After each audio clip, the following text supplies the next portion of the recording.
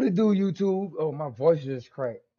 What it do, YouTube? It's your boy Big Head Diddy, aka Diddy with the big head, and I'm back with another banger. Now let's get to it. Bro, y'all know everything Lil Durk. We're gonna give y'all a couple minutes to get in here. We finna get on this Lil Durk shit. That's on the guys. We finna get on this Lil Durk shit. I ain't gonna lie to y'all. Now this nigga had a blue tie on today. There we go. Everything blue tie. I'm gonna give y'all a minute to get in here, man.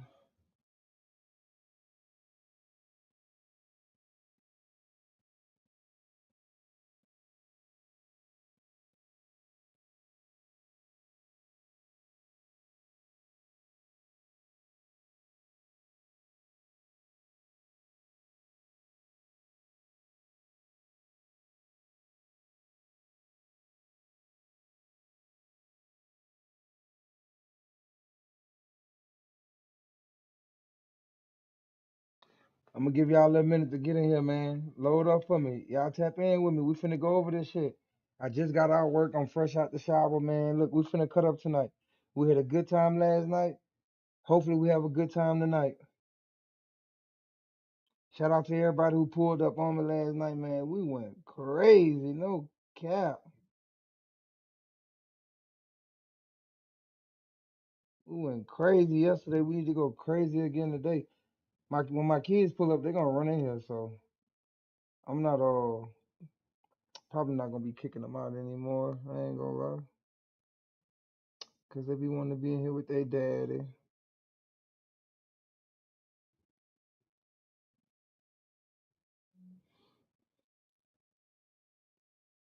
We're gonna put the same song on this shit.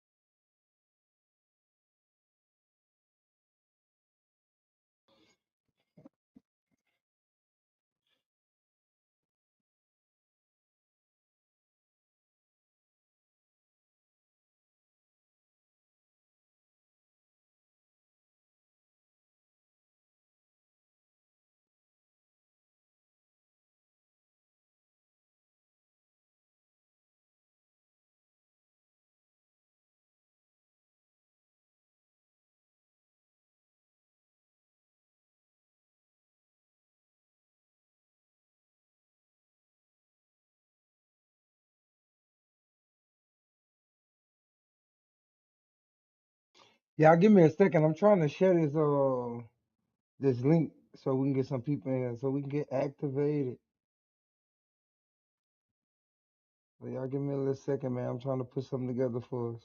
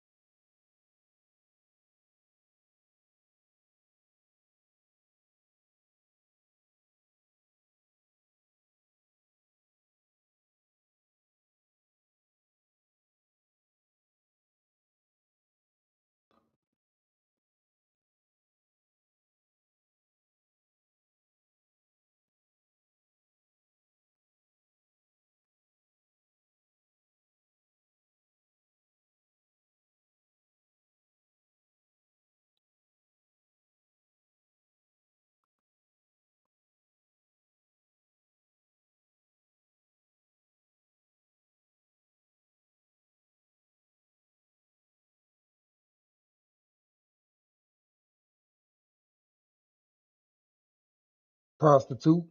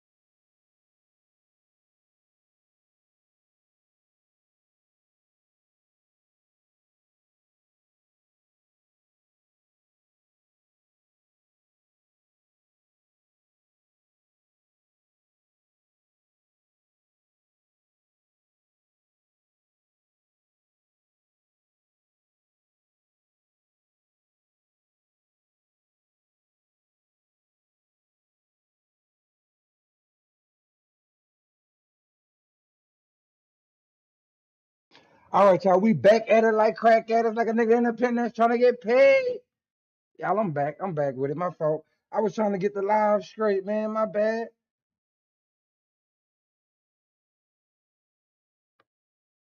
All right, we finna get into this shit. We finna get into this shit.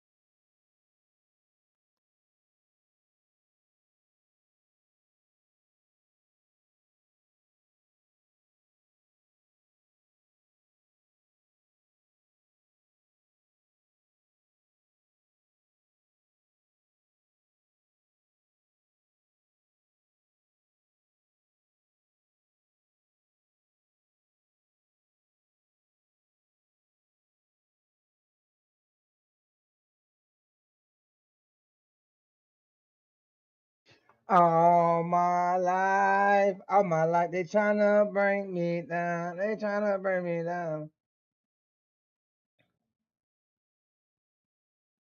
All right, let's get into it, bro. Where y'all at? I'm trying to wait for y'all to get in here on the guys. Where we at with it?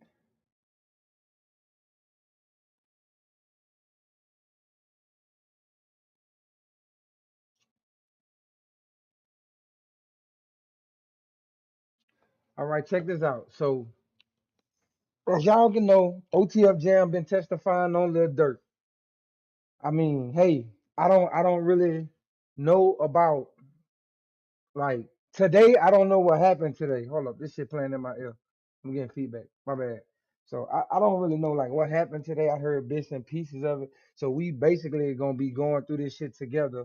to see what happened today. I think this fucking yellow string on Trap Law Ross's neck is a fucking his media pass for the court. So we finna figure out what's going on, man. I appreciate everybody like support. Please sub up to the channel. We're on the road to 500. This is Unbiased Media TV. Basically, we just gonna be giving our opinion. Basically, that's the only thing that's gonna go on. We're gonna watch these clips and we're gonna try to trace back to see what happened. A lot of stuff came out today. I admit, a lot of stuff came out today that I had fucked up. I ain't had fucked up like reporting on this shit, but assumptions, like I say, my opinion, shit I thought was meaning this, it meant something else. So we finna go through all this shit, and I'm gonna try to clean it up. First of all, Dude Low is not the co-conspirator #4, and Jam will not be testifying about the FBG cash case. He will not. He allegedly admitted to a lot of murders, but he only took a plea bargain for to be uh to be charged with 3 murders, and I guess the other ones is gonna be sealed. So we not really gonna know exactly what went on with OTF Jam. This whole shit gonna be sealed. But we're gonna get into this video and see what we can figure out. All right, so I'm back here. I'm back outside the courthouse. You know what's going on, man. We're back here for Durk. This is day 6, I believe. But what's truly crazy is OTF Jam was on the stand at the end of the day yesterday. He's going to be continuing his testimony today. It's going to be crazy. Now, obviously, you saw me getting mobbed by Durk fans yesterday. I'm not going to lie. There's been a lot of weird stuff going on. I'm getting all types of DMs, all types of people threatening me, saying they're going to drop the low. Bro, you know where I'm at every single day, bro. I'm not scared of you guys. But at the end of the day, it is absolutely crazy. Everybody's trying to suppress free speech. I wonder if anybody's got to lie on me again today. All of these guys acting like they're tough, big free Durk. But I think some of you guys are snitching. You're over here talking to the courthouse staff, talking about he's wearing meta glasses. No, I'm not. Ain't nothing meta about these glasses at all. It's cap. He say, ain't nothing meta about these glasses. Ain't nothing meta. All right, so I'm here outside the courthouse. Not too many free Durk fans out here. I don't know. Maybe they was sleeping in today. No free Durk fans that I can see. But basically, there was a very crazy update, and what ended up happening was basically OTF Jam was back on the stand for the whole first half of the day. He ended up saying some pretty crazy comments, especially at the end. So I'm going to start at the end and work backwards. But they basically asked Jam. They said, "Why did you choose to cooperate? What was your motivation for this? Why did you turn on Lil Durk?" And he basically said, "I was mad at Lil Durk for putting me in that situation, and I'm still mad at him now." He said that Vonnie seemed like a goofy to me. I did something that I know I shouldn't have done, and the last time I did something with people that I didn't know, I did 12 years for it. I was doing this for Durk's selfish reasons, maybe Cuz and Dee had a reason to do it. I didn't have no relationship with Von. I basically didn't know a whole bunch of these people that were sent on the hit. He basically said, I feel like Durk sent me on selfish bullshit. He said, I can't forget. Damn, that nigga basically saying he don't know who the fuck these niggas was he been on the hit with. Holy, how you do a hit? How you do a hit with some niggas you don't know, gang? Like, you should have stopped that right then and there. Like, you talking about he was scared to get killed and shit. My bad, I'm exposing too much. My bad, y'all. Get all the support that Durk gave me, especially when I was locked up. I can never forget that. I still got love for him. But he says, look, I know how it looks now, but I still got for him. Blood was there for me. I can't forget that. And all right, so I'm here outside the courthouse. Not too many free Durk fans out here. I don't know. Maybe they was sleeping in today. No free Durk fans that I can see. But basically, there was a very crazy update, and what ended up happening was basically OTF Jam was back on the stand for the whole first half of the day. He ended up saying some pretty crazy comments, especially at the end. So I'm going to start at the end and work backwards. But they basically asked Jam. They said, "Why did you choose to cooperate? What was your motivation for this? Why did you turn on Lil Durk?" And he basically said, I was mad at Lil Durk for putting me in that situation, and I'm still mad at him now. He said that Vonnie seemed like a goofy to me. I did something that I know I shouldn't have done, and the last time I did something with people that I didn't know, I did 12 years for it. I was doing this for Durk's selfish reasons. Maybe Cuz and Dee had a reason to do it. I didn't have no relationship with Von. I know y'all like Durk. Durk ain't beating this, though. I know y'all love Durk. Durk ain't beating this, though.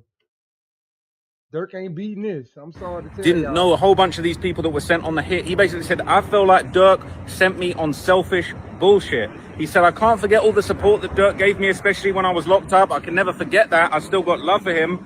But he says, look, I know how it looks now, but I still got for him. Blood was there for me. I can't forget that. And I feel bad for telling. But at the same time, I still love him, but I don't respect him. He said that he could be killed for his testimony for cooperating, and then he also kind of pointed out a couple of things that really just motivated him. That why in this occasion did he decide to tell? He explained there were multiple reasons. He said he felt like the hit was done sloppy. It was done with people who shouldn't have been there. Obviously, he said that he thought Vonnie was a goofy, and he said there's a big difference between doing something to somebody that you don't like.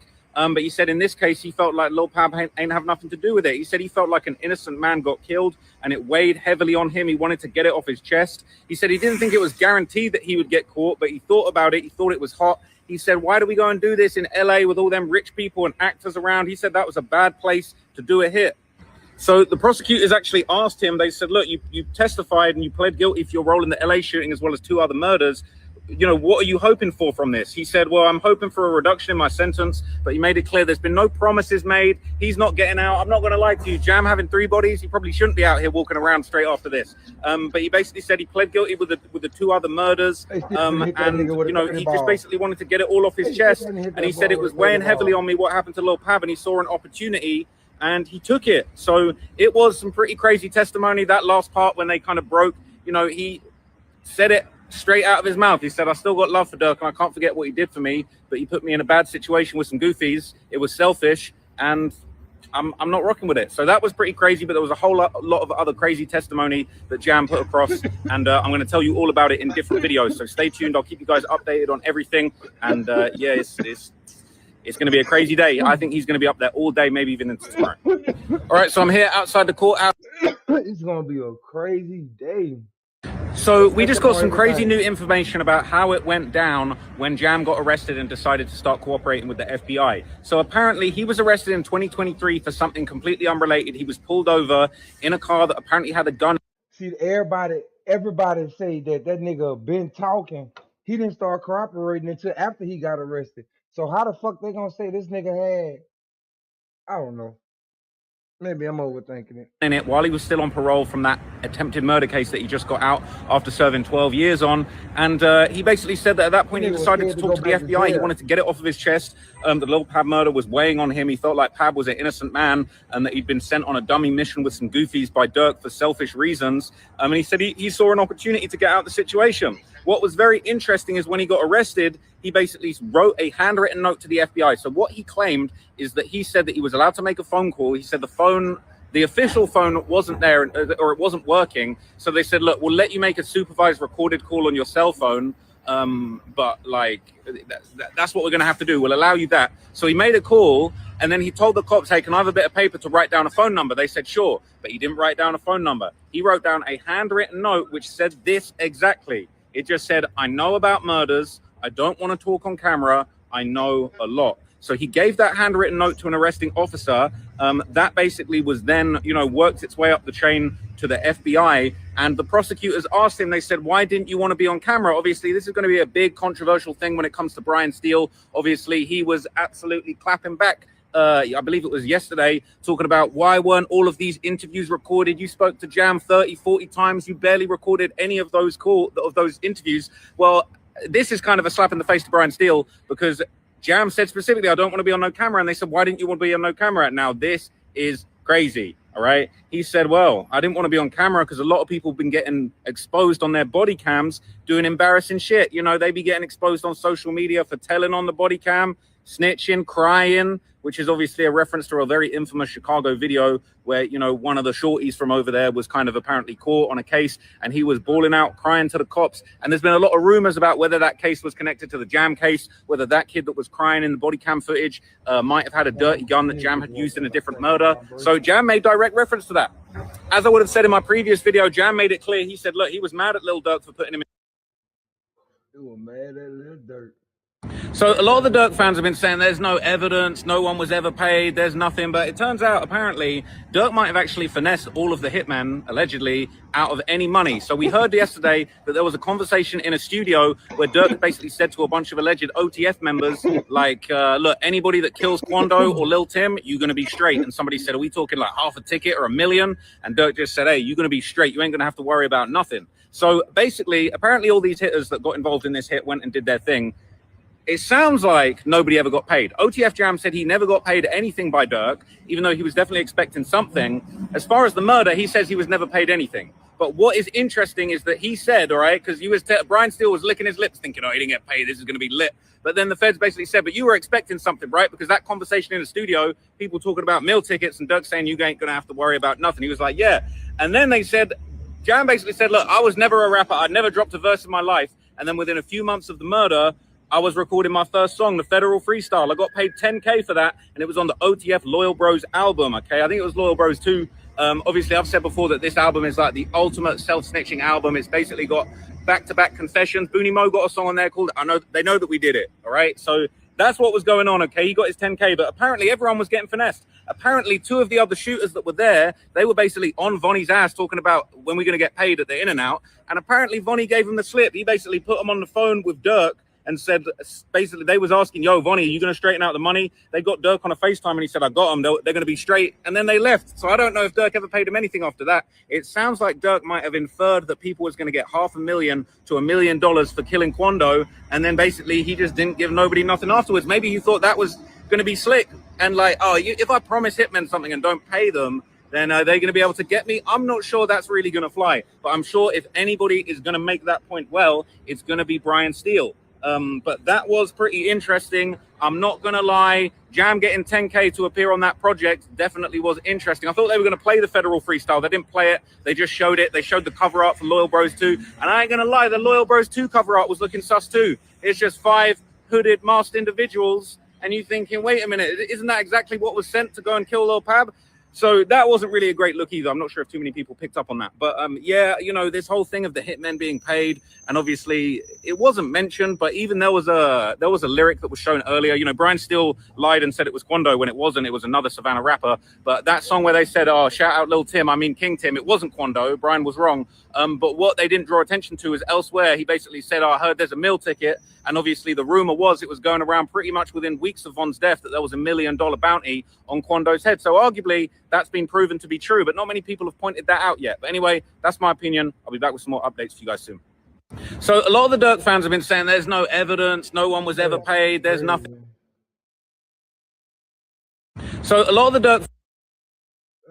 Oh my gosh, so I just heard something crazy in the courthouse about Durk. So Jam, he's on the stand, he's going crazy up there. When Durk allegedly was on FaceTime with him before the hit, Durk told Jam, hey, go crazy. Well, I guess he wasn't expecting him to go this crazy, but allegedly Jam was pissed off about what was going on, you know, with the hit. He felt like Pab was an innocent man. He felt like he had been sent on a dummy crash out mission. He didn't know Von like that.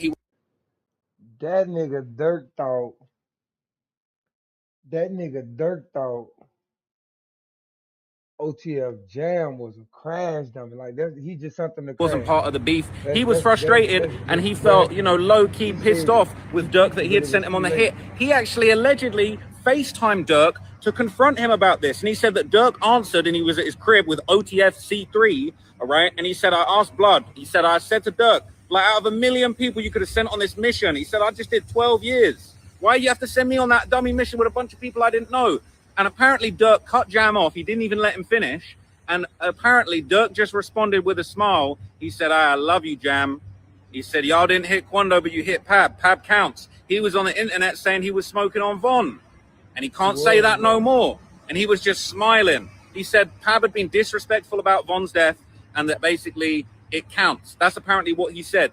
And Durk was smiling at him on FaceTime while that was going on. And what's crazy is Pab later said the reason why he told is because he felt like this whole thing was weighing on his conscience. They killed an innocent man. Pab ain't have nothing to do with nothing, but Lil Durk allegedly didn't see it that way. Now, look, if you've seen the long 4-hour documentary I did probably like 2-3 years ago now, I've known about this case for a very long time. I did a documentary called Demon Slayers, all about King Von and Lil Tim and all of the things that have been going down in Savannah, Georgia before this happened. If you've seen that, you'll know that no disrespect to Lil Pab or his family, but, you know, he was on a Clubhouse call with OTF members dissing them. He put up a few tweets that were kind of making fun of King Von, and he was standing on business with the Rolling 60s in Savannah, Georgia. He had his own RICO case that he was going to be facing. If Pab was still alive, he might have been facing these RICO charges to do with a car theft ring. That's no disrespect. That's not to say that he deserved it. He wasn't there when Von got killed, and this didn't sit right with Jam. Apparently, basically, Jam kind of thought, like this isn't what I called about. He was surprised that Durk was talking so hot on that phone. He said, I called to ask why he put me in a situation with goofy dudes that I didn't know.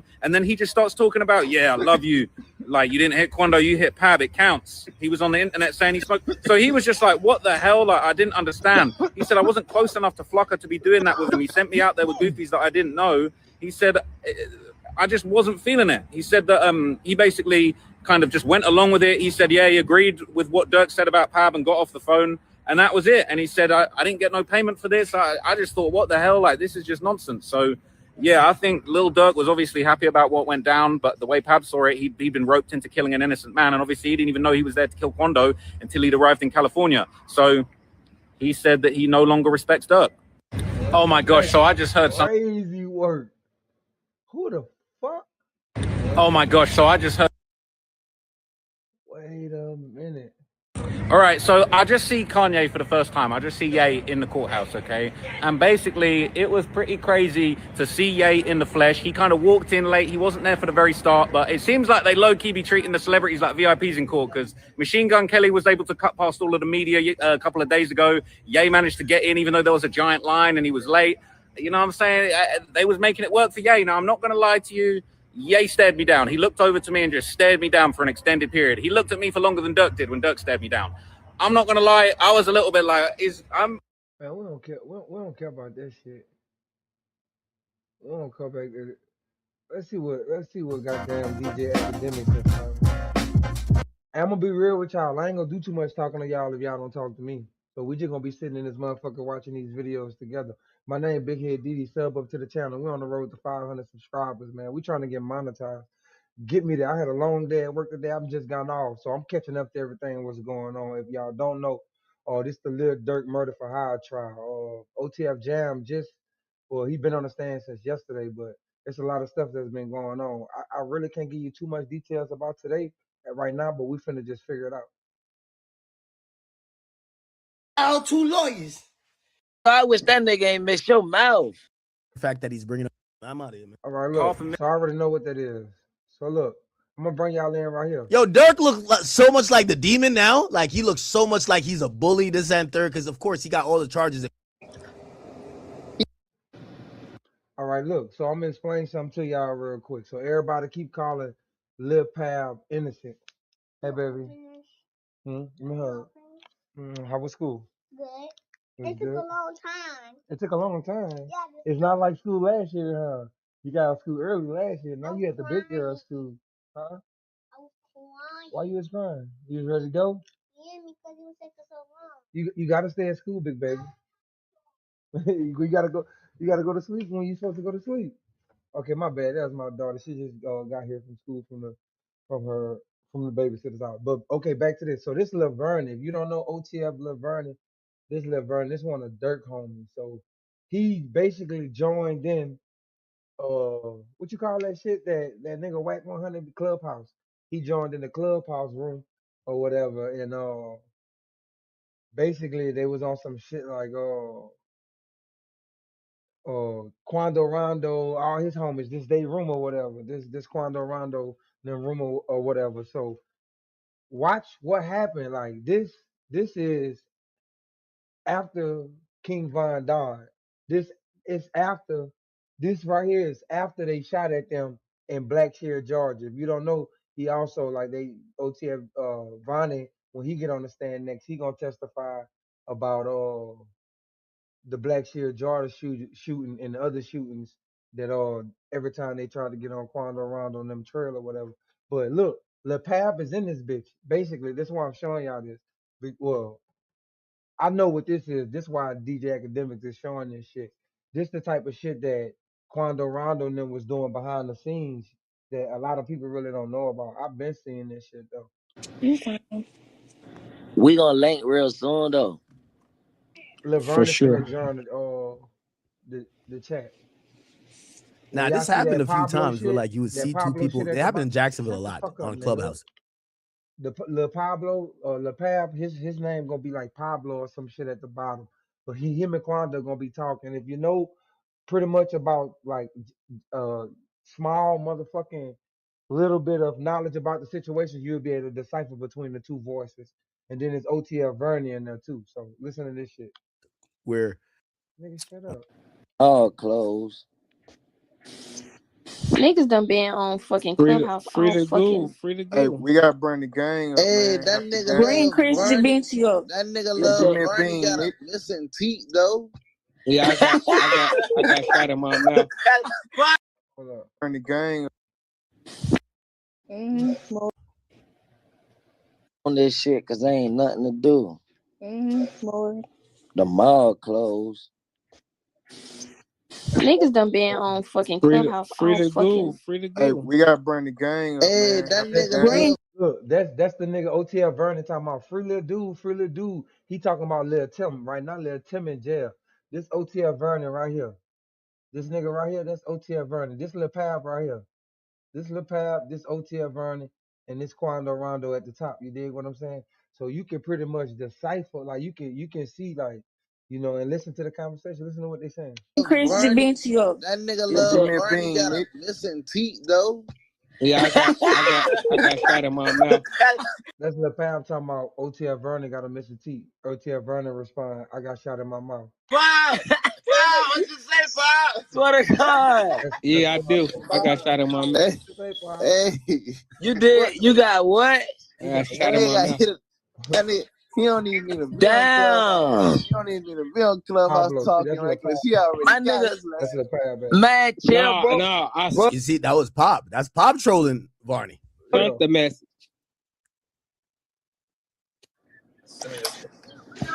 damn, look like a nigga son your ass one back. No, I just sent them out. I'm saying though, I wish that nigga ain't miss your mouth. Yeah, he shouldn't have. That's what cost. Quando say, I'm saying, I wish that nigga, these niggas just spunked on you, nigga, and you on Clubhouse popping. That nigga shit fucked up. Hey, dope. Hey, one thing about us though, we don't do no missing. He talk about Vaughn when he say, we don't do no missing. Oh, I ain't gonna lie, man. Dirk must have heard this shit. You had Quando in here. One thing about us, we don't do no missing. This was 2021. Starting from here, OTF done sent 100 shots at Quando after this fucking Clubhouse shit, bro. I ain't gonna... This shit fucked up. We don't do no missing. Hey, you look like shit. Who, me? No, your sidekick. Oh, actually, never mind. This is after they shot up his show. Shut up. Damn, why was Quando talking like that? This is after they shot up the gas station where his show. An hour ago, Theo airballed the game-winning shot. But exactly, he's dunking on. I don't know about They shot up I've been Black seeing Shear it. in this was December This how much 6th, I be on this 2021. shit. They I shot be up knowing Black Shear, what niggas Georgia talking about, in like, May 3rd. before they. So a couple months before, nigga, they was sending shots at and Quando couldn't do no shows. Look, let me show y'all something that. though. All right, look. Hey, I want to show y'all something. hey, Right? love Bernie. Fuck this shit. Wait, hold on. What's the word, 6-0? All right, look.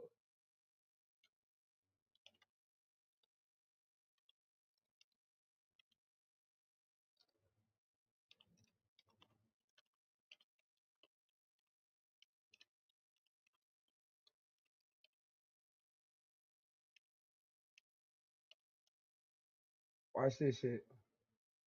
Now look. Now look. Hold up. Damn, where that shit at? It's a tweet. This when that shit first popped off, right? I'm trying to find a tweet. It's a tweet.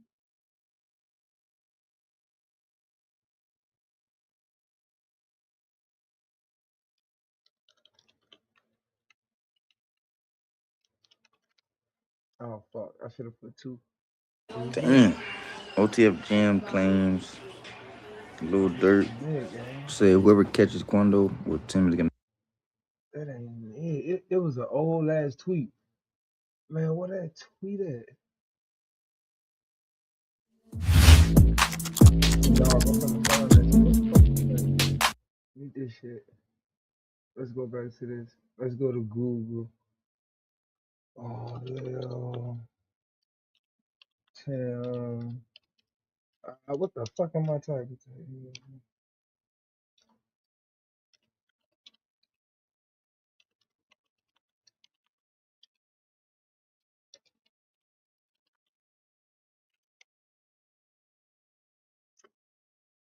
Let's see. Man, I can find that shit.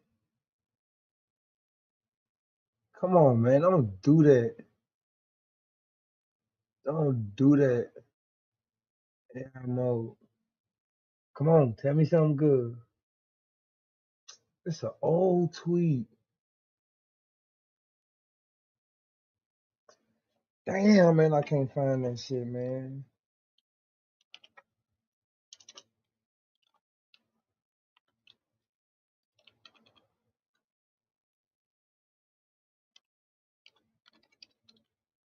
What the fuck? Why I keep doing that?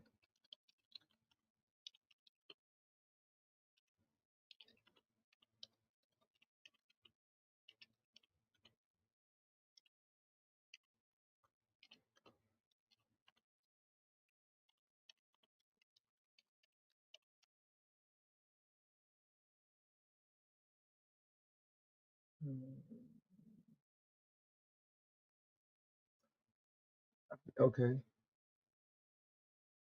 okay, we're getting somewhere. We're getting somewhere. Can we find the actual tweet though? Why I can't find the fucking tweet?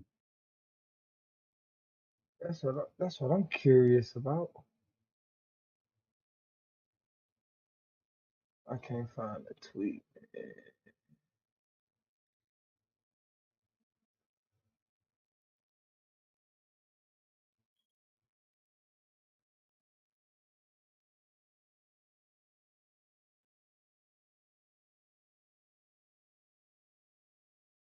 Okay, maybe this it. For those that don't know, Lil Tim, Lil what's up, party people? Okay, here you go. Yeah, yeah. Look. So look, boom. This before King Von got killed. Niggas from the rap better chill on my nigga Quando. You see what I'm saying?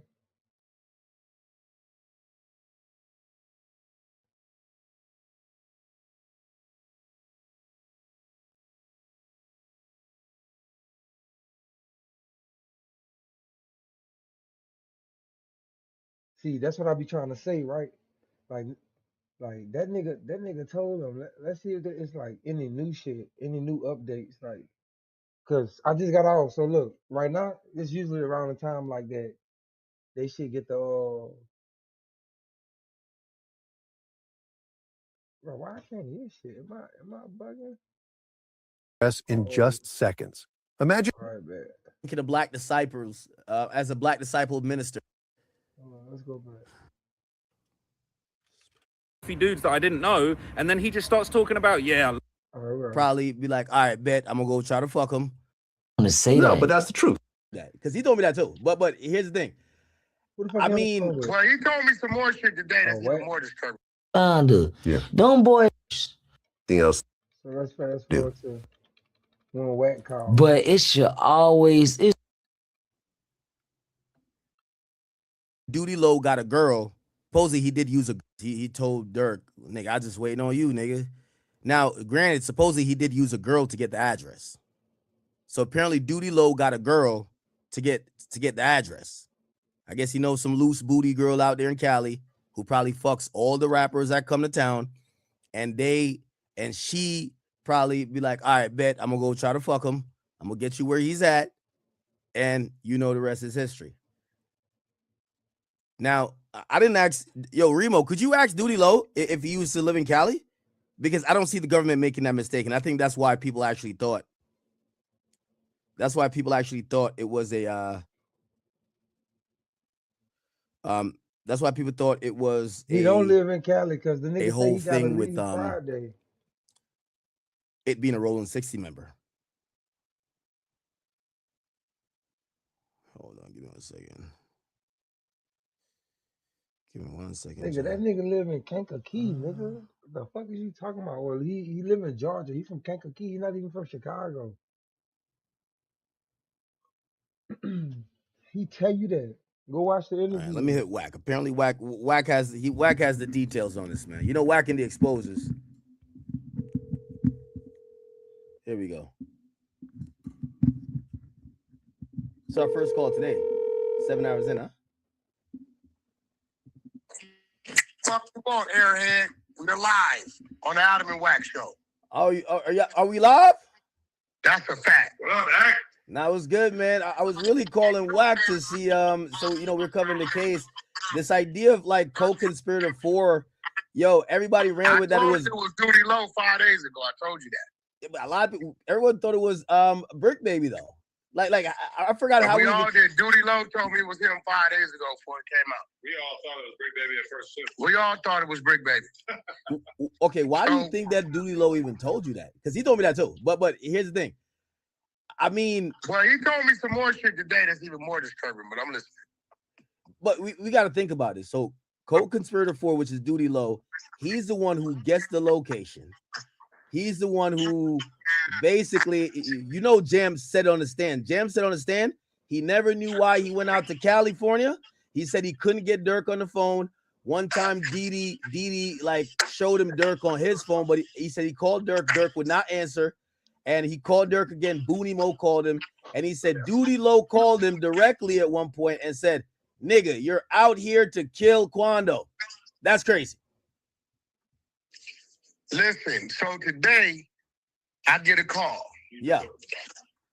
Duty Low's upset with me. What'd you do, Wack? I went under Steady Nash's post. Mm-hmm. This was good shit. And said, if they don't arrest him in 5 days, I'm going to be scratching my head. So he calls me, Wack, what's going on, bro? Why would you put that? I said, look, bro, you told me you were co-conspirator number 4. You told me your attorney told me as long as you wasn't indicted before they picked the jury, you're good. But this man got on the damn stand and said,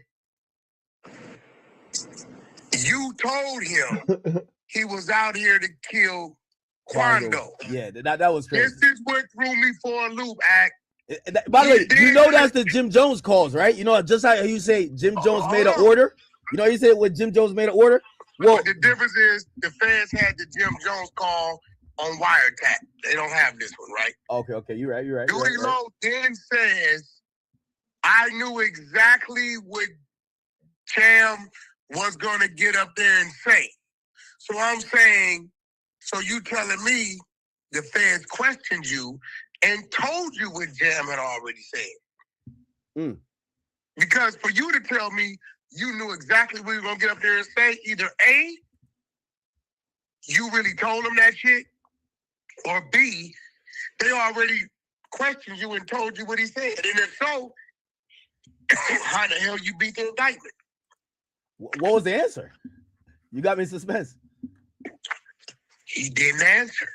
Right, because like there's two scenarios, which is like Duty Low really did this shit and should be part of the indictment, or maybe Duty Low told. Like, but it seems like if that was the case, that Duty Low wouldn't be outside the courthouse protesting. No, it's so interesting because even after, right? So you know, I got the indictment up here. Even after it says co-conspirator 4 was in a text messages laughing at the news reports that Lil Pop died. So he dropped the low. He supposedly gets on the phone with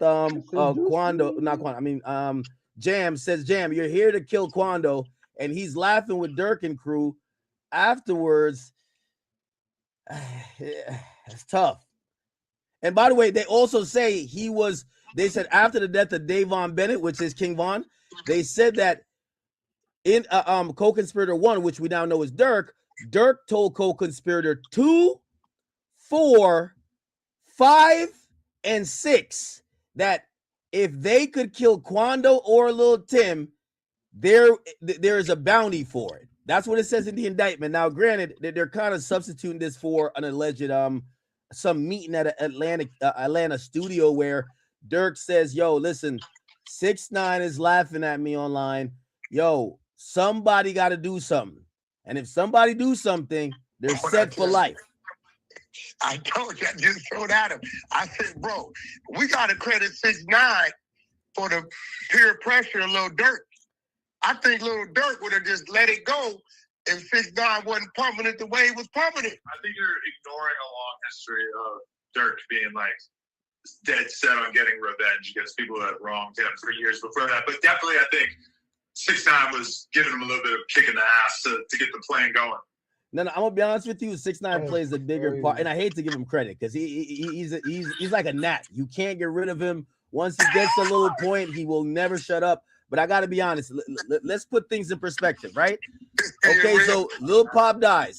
Durk says he can't enjoy New Year's Eve because his man died. Nobody's sliding. He's telling his people who are saying, "Look at these guys talking about me. They're laughing at me about this slide for Von thing." Now, that puts a lot of things in motion because every movement that contributes to the crime happening is Durk basically saying, we need action immediately. So, I don't know. I'm not giving 6ix9ine credit for this happening, but he's definitely a factor in terms of, and I guess you could just sub him out for Instagram comments or for whatever feedback. That definitely made Durk move a lot different. I can't lie. Hey, bro, let me ask you a question. Yeah. Do you think it's going to be the words of that's what I want to know. One guy that convicts him, or do you think it's going to be everybody? I don't think Jam's testimony means shit, but just him stamping, yeah, we killed it. We was there. Yeah, all Jam proved was that he's a flunky. Jam, he got his shit off by saying, and I think he was trying to serve up some sympathy points. He said this is after he allegedly may have done stuff for Durk already since he got out. Because that's what Brian Steele's crossing him on now to say, why did you just change up after this? You seemingly were down to do other things. He testified that Vonnie was putting a gun in his hand every time they went to a new city. He testified that he was thinking about robbing niggas. So he wasn't some guy, he testified today saying, you know what? I have a child who I never got to know because I was locked up. So he said I was mad at Durk because he put my freedom in danger. So Brian Steele is kicking his ass saying, dog, you told Durk you wanted to rob people.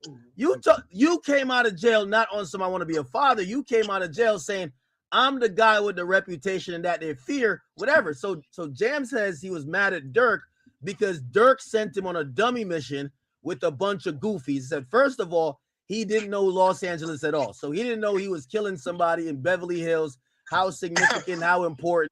Excuse me, sir. Have you heard of Kalshi? Yes, I have. They're the prediction market that lets you trade on anything. He got on the plane. Is that really believable? He said, first of all, Booty Mo told him to come out there. He said he gets to LA and he said him and Durk used to have a one-on-one relationship where they could talk to each other. Durk would call him frequently in jail. He calls Durk phone. Durk does not answer. Then Didi and Vonnie. Vonnie is the guy who was helping King Von pick out the stuff in Icebox. He's a cooperator too.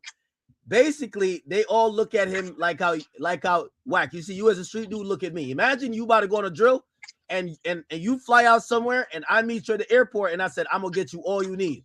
And I give you the mask, the gloves, all the stuff, and you look at me like this goofy nigga is not about to send me off to do a crime in Beverly Hills. So he got mad at that. Also, the whole drill was scuffed. He tried to call it off. He said, while he was on the way, he's seen that the guys he was with, they're nervous. Like, they're all like frantic. And he says, he tries to tell Didi, let's call it off. Also, he felt he got suckered into pulling the trigger because when he gets there after they told me here to kill Quando, one day they're stalking Quando. Quando's riding scooter outside. You know about the Level Hotel? Yeah. He's riding scooters out there. And when he's riding the scooter, like they kind of see them now. So they already got the drop. They see him. Didi takes the gun and puts it against the window. They're in a car. And he said, man, I could kill these niggas right now. Now, that's important because the next day when they're actually following around the Escalade, Didi, who had the gun in his hand yesterday talking about I could kill that nigga right now, but apparently they seen some cop cars and said no. Didi gave the gun to Jam and said, hey, big bro, take this. I'm rusty. So he told him he was rusty at doing the killings. He was rusty at doing the murders. So he passed the gun off, and then he sits in the car, which, by the way, here's another thing. Jam is such a square in the sense of like he's just not a criminal. Of course, for the car that has the shooters in it, it's the stolen car, it's the hot car, whatever they call it. He books an exotic rental from a rental place. Not only did he book the exotic Sprinter from San Diego, he books an exotic rental, and he follows Quando Rondo in the exotic rental, knowing they got no guns, him and Didi, and that's how they track that rental back to Durk's house. Complete rookie show, and yeah, I think Jam just kind of found a way to realize that he could finally cleanse his record by just taking a plea where he admits to everything he ever did. Also, Durk wasn't giving up the bread. They said Durk kind of nodded and agreed to $500,000 to $1 million. And that has to be motivated. But like, all right, when Jam is saying that he basically had like a come to Jesus moment, and when they killed Lil Pab, that he felt horrible and he felt so bad. Like I was kind of under the impression that a dude like OTF Jam don't got no goddamn feelings. That when it comes to killing his own, he's happy to do it. You believe that, or all you think he's saying that because that sounds good and forth? He don't give a fuck. He's lying. I have on my stream Instagram page. It's basically like an obituary. The guy who he killed in Racine, he killed a guy in Racine, Wisconsin. We have the story. It was a 41-year-old father.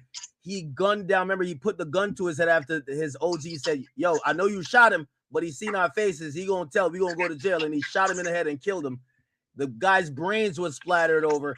He had over 16 years, or actually 13 years to feel bad about that crime. You killed a man in cold blood. He had kids, wife, all that. He never, ever confessed. He never, ever did nothing to atone for those sins until he had a favorable deal from the feds. So if you only find God when you can find a way out of jail, I might have to question how sincere you are. Hey, listen, man. I'm just glad that I've long since removed myself. You were never doing shit like this. Get the fuck Huh? out of here. No, you're right. I was never doing shit like this. Kill somebody in Yeah. West Hollywood in front of their hotel. Huh? At the gas station. No, listen, you missed the point. I long since removed myself. You can't remove yourself because you were never really getting down. I never ever. You're right. You got no skits. Do I look like loose cannon?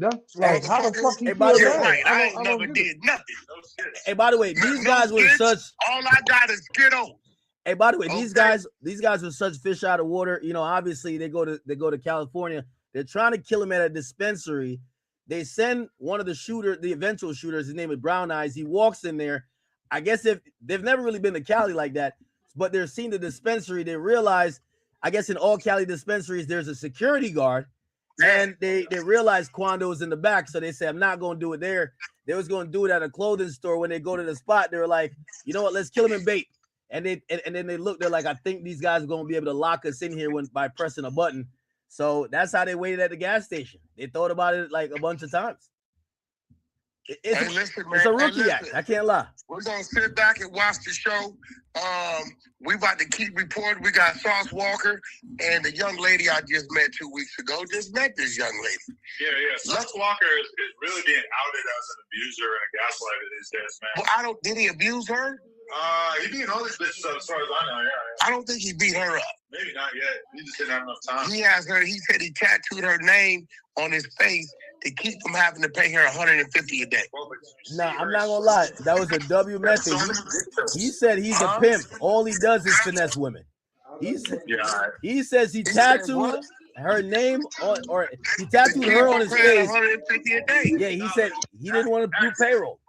When I interviewed his baby mama, Kylie, she said that his whole narrative about Drake is the biggest bullshit ever because Sauce wants us to believe that he's the pimp and that he got Drake sending these girls cars and money, and then he's really the one shooting music videos with the cars and spending the money or whatever. Yeah. And I asked Kylie about that, his baby mama, and she said, well, if you're such a cool pimp and you want to just like live off of shit that Drake gave me, then why did you destroy the Maybach? Why did you I had to go take a take a little baseball bat to the Maybach? back though. It's bullshit. He's trying to present this whole narrative like he's this big, successful fucking streamer, business guru, and meanwhile he out here streaming with 100 viewers. He's a total bum. He screwed over Dean the Great. That shit was Hey, by the way, I'll say this about Sauce. You can't say Adam don't like you because he said you had 100 viewers, and the other day when I was on Blueface screen, I seen the thing and it was 72. Hey, by the way, I see what Sauce is doing. I'm gonna ignore some of these allegations for the interim, but here's the thing. I think people, and I'm a caution Sauce, even though Sauce is a pimp, I'm pretty sure he got the talk game this and third. What Blueface is doing is streaming. That's why I think he started bringing his relationship problems. Blueface has Blueface's thing is not to me, it's not a stream. This is a 24/7 reality show. Dirk beat it. Like, this is next level. I don't know if Sauce could match that, but I think he's trying to step in the water of, okay, I bet y'all want to see drama with my baby mama? Fine, I'll put that on camera too. I don't know if it works as much when I don't think people would care about his baby mama. Blueface does a great job of building his baby mama. One thing I'll say I was wrong about when Wack told me the opposite. Wack always told me the real star was Blueface. I thought it was Krishan. I get to realize Blueface could build any chick. Like, yo, you find him a homeless chick off the street, she'll be a star in at least 4 weeks. Yeah, no, for sure. And I feel like Sauce Walker is just trying to find anybody that he can leech off of, that he can use as like a father figure. He's looking at Dean the Great, who's 15 years younger than him, like that's who he wants to be.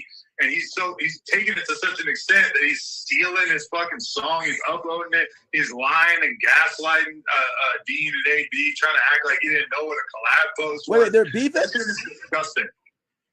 No, it sounds to me like the baby mama, well, not baby mama, the sister's ex-girlfriend is just revealing what all his plays were on people that's supposed to have been his friends.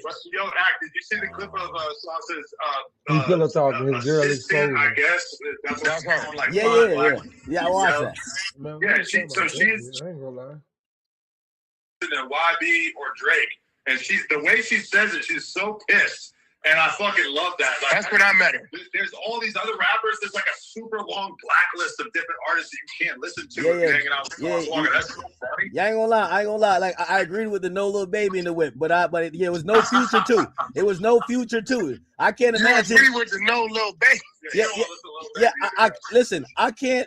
No, they know around me. Like, I mean, I don't even hate the songs. I don't like Lil Baby shit. Usually, lie. like they'll turn it off. Hits, it's not even about Lil Baby. It's about the people around me respecting me, especially if I'm paying your bills. I'm paying your bills. You better switch that song quick.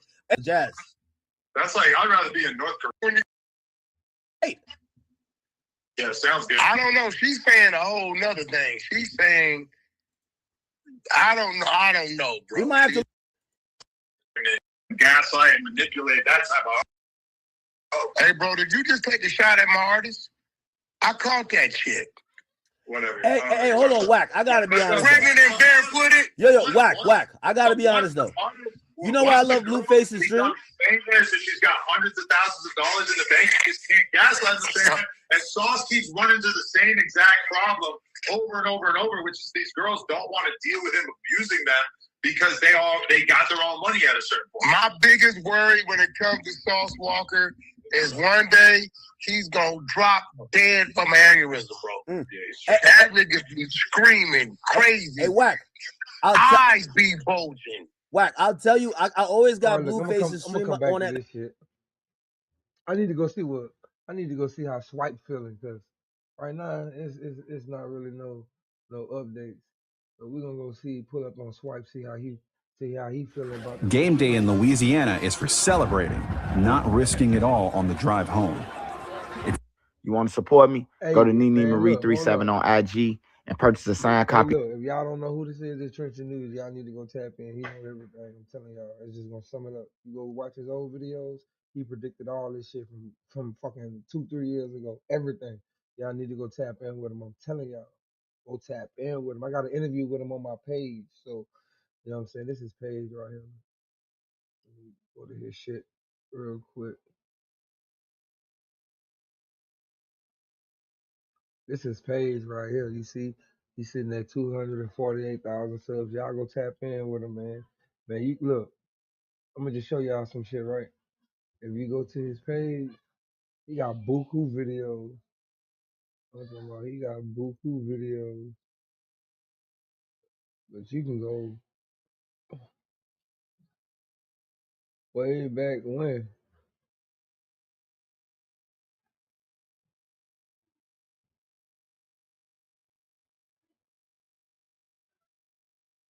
Look, I'm just trying to show y'all some shit. You can go way back when and just see like he been telling them niggas to run and shit. He been telling them niggas watch out for the feds and shit, all type of shit. That nigga been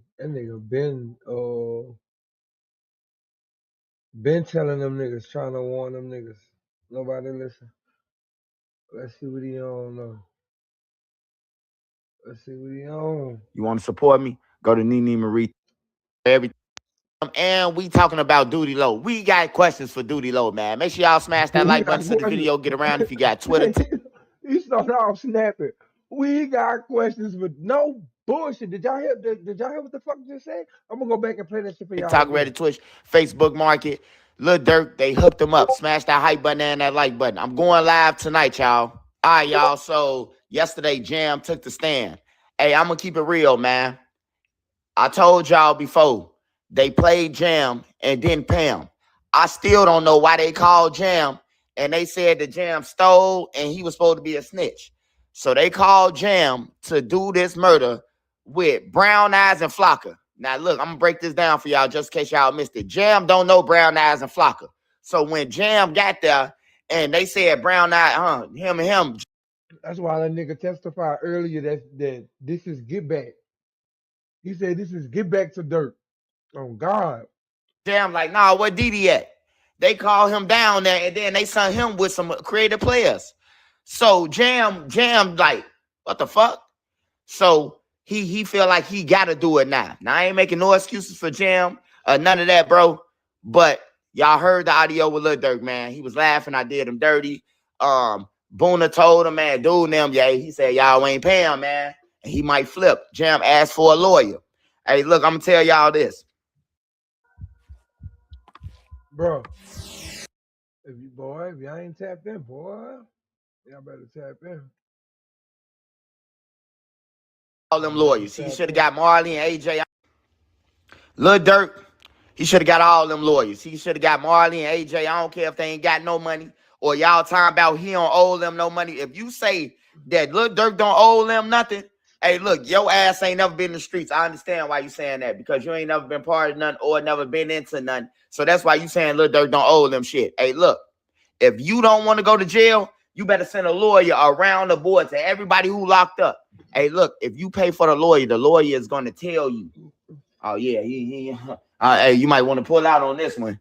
You know, he bringing up your name. That's why Durk and them and O-Block trial or some trial, I bet you they had a lawyer up in there who was gonna make sure, you know, but they still brought Lil Durk name up. But anyways, though, Jam, he said he killed somebody in Wisconsin in 2010 for a BD member. You know, Jam put the gun to his head and click, clack, bang.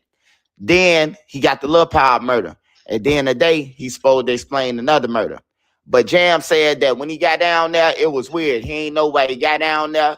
He said all he know is Duty Low got on the phone and said, you here to kill Quan, though, man. Like, that's crazy, bro. They ain't tell him. And then he said he tried to call Durk. Now, you know Jam big. Like, he's like, he an underboss, man. Like, if you want to say it in these terms. Why would he not be able to talk to Lil Durk and y'all call him down there? I understand Lil Durk in California, he don't want to be what's the name, but why is Booney Mo or Didi able to talk to him? Now, where Booney Mo at? So you have Booney Mo with you, he missing, but you ain't want to talk to Jam. Like, it's some suspicious shit about that, man. But hey, look, man, if you don't want to be in jail, bro, hey, look, just stay out the streets. If you say you love your kids, don't wait till you go to jail for the rest of your life and then be trying to coach your kids from jail, asking them what they doing and did they go to school and what they respectful and shit like that. You respecting your mom? If you was that nigga, you would know. So that's just bottom line with that, man. So we're going to see what Jam time about today. And I will be going live tonight to cover this and dropping more stories, man. So make sure y'all there. But I told y'all, Jam is very critical. Stop listening to these other bloggers, man. Jam is very critical, man. Hey, when you tell a person like the jury that since 12 years old, your mom was a crackhead, your dad was a crackhead, you ain't had nobody, you had to rob to feed your brothers and sisters with a gun.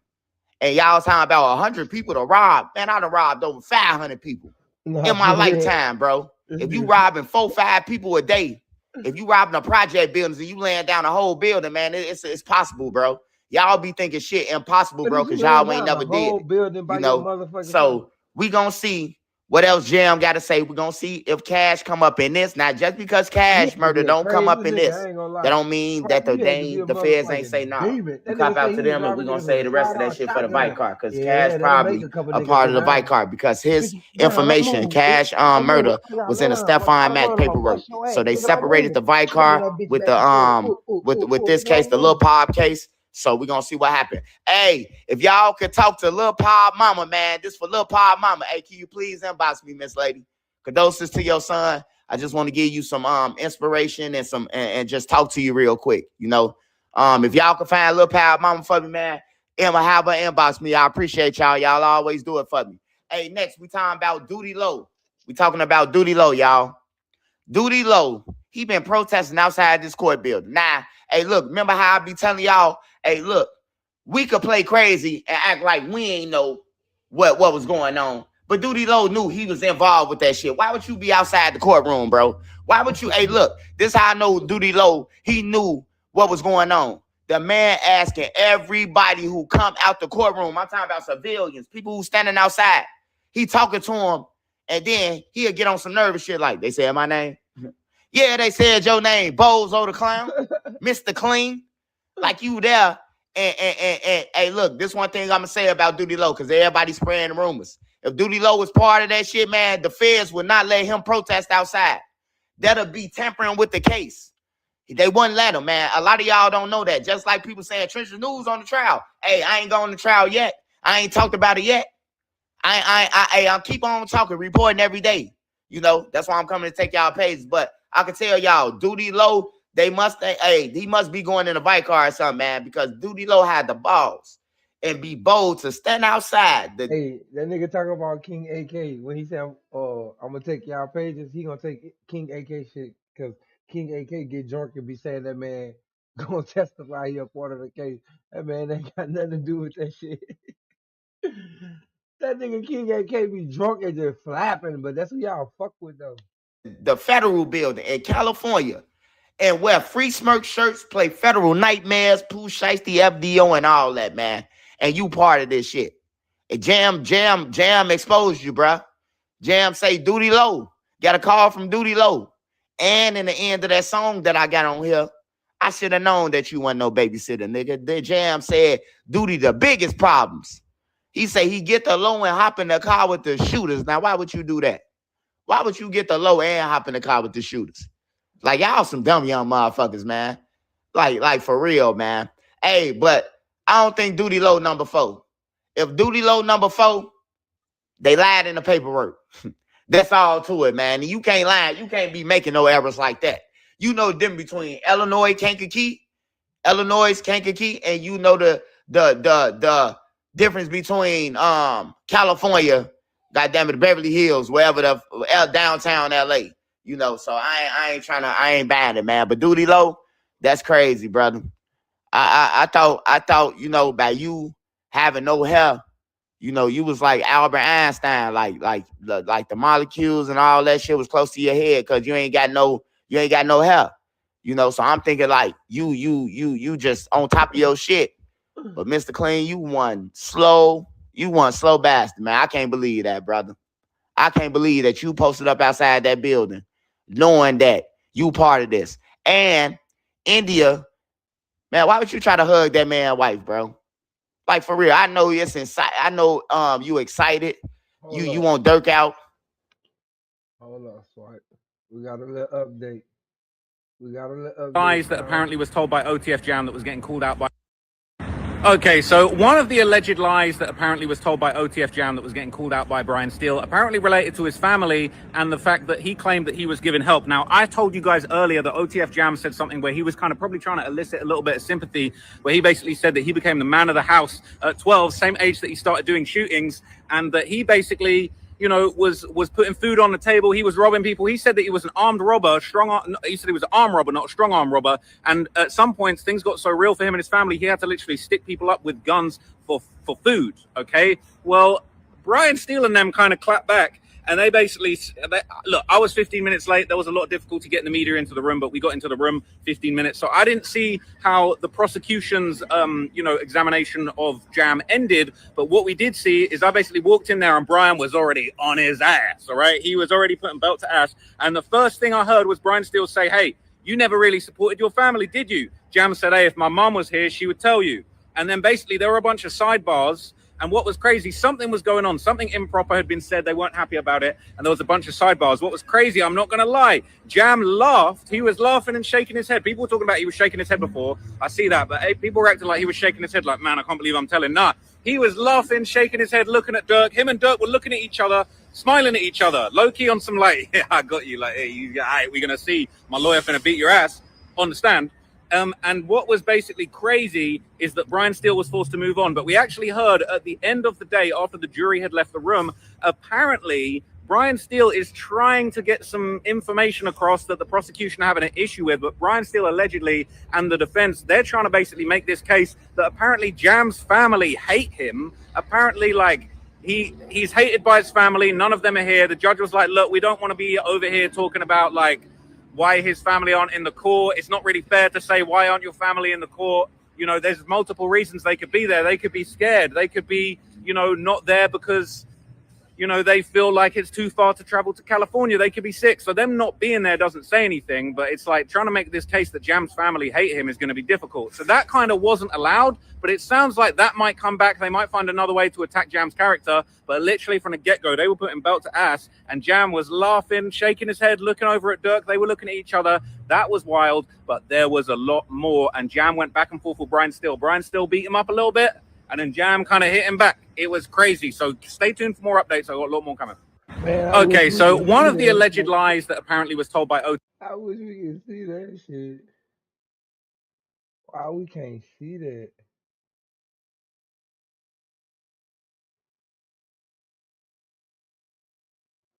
Why we can't see that shit?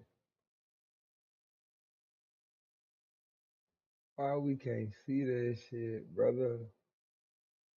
No cameras allowed in the federal courtroom.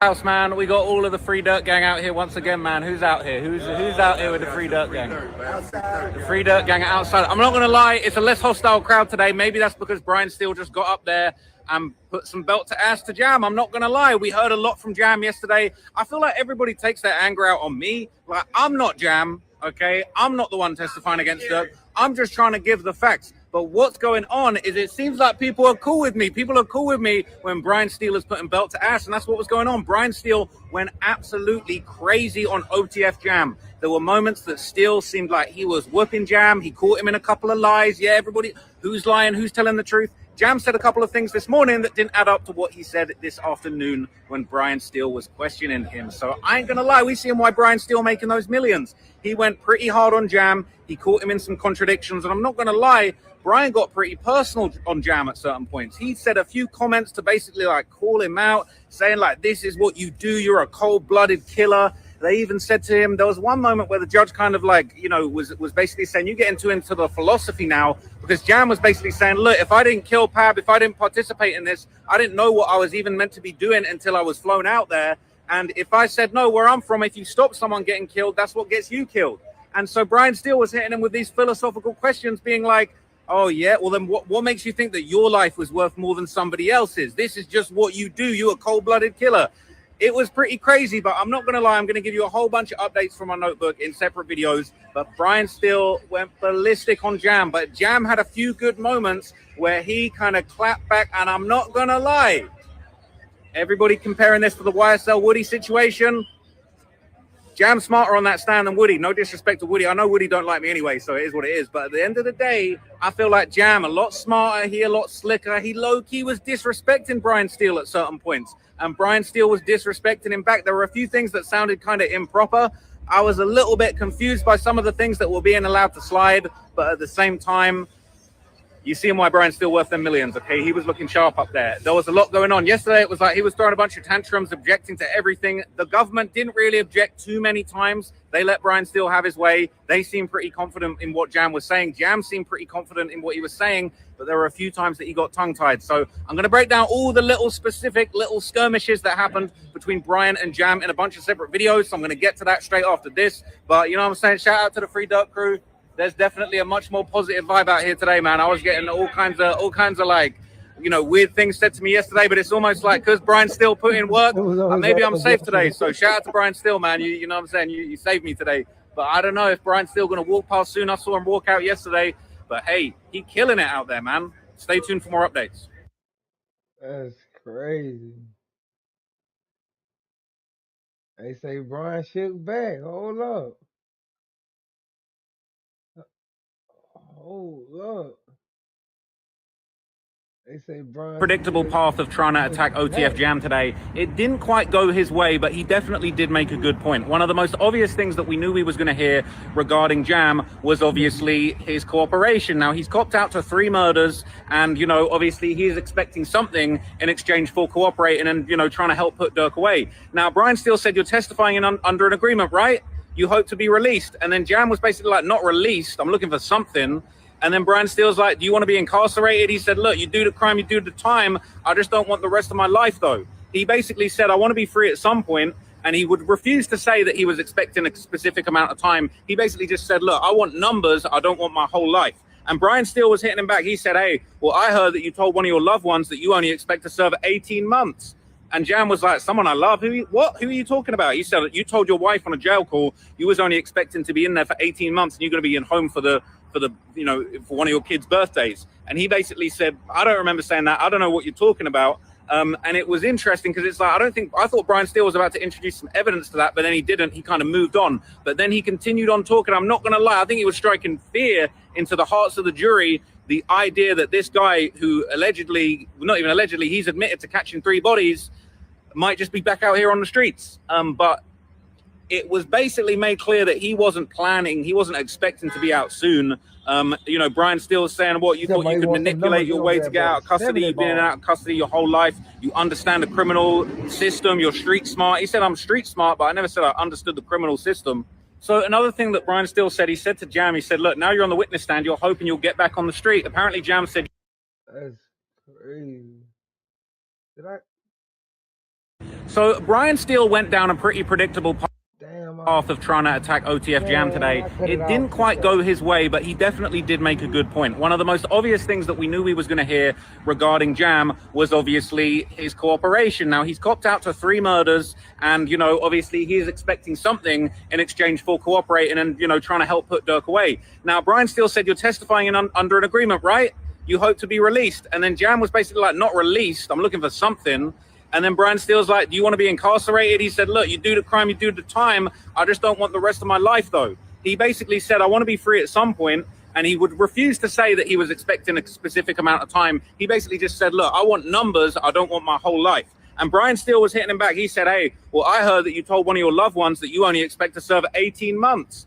And Jam was like, someone I love? Who are you talking about? He said, you told your wife on a jail call you was only expecting to be in there for 18 months and you're going to be in home for you know, for one of your kids' birthdays. And he basically said, I don't remember saying that. I don't know what you're talking about. And it was interesting because it's like, I thought Brian Steele was about to introduce some evidence to that, but then he didn't. He kind of moved on. But then he continued on talking. I'm not going to lie. I think he was striking fear into the hearts of the jury. The idea that this guy who allegedly, not even allegedly, he's admitted to catching 3 bodies, might just be back out here on the streets. But it was basically made clear that he wasn't planning, he wasn't expecting to be out soon. You know, Brian Steele was saying, what, you thought you could manipulate your way to get out of custody? You've been in and out of custody your whole life. You understand the criminal system. You're street smart. He said, I'm street smart, but I never said I understood the criminal system. So another thing that Brian Steele said, he said to Jam, he said, look, now you're on the witness stand. You're hoping you'll get back on the street. Apparently Jam said, yeah, I guess. And they said, well, you're the reason why Durk's in court. And after that, he basically said, well, no, I just told the truth.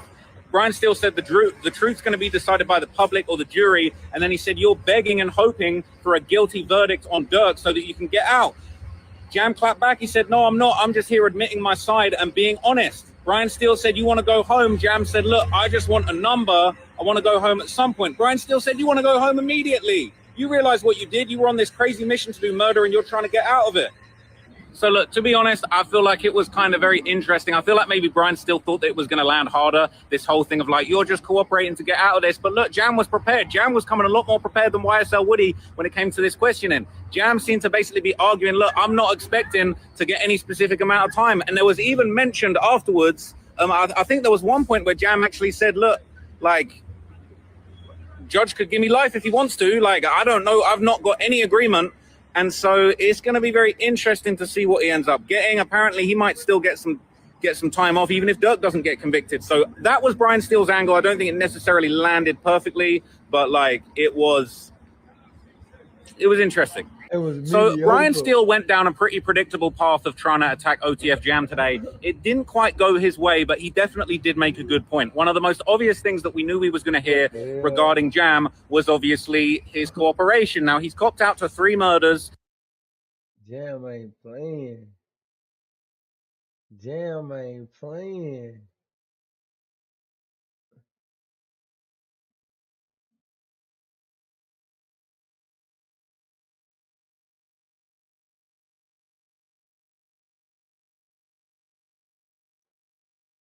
What the hell?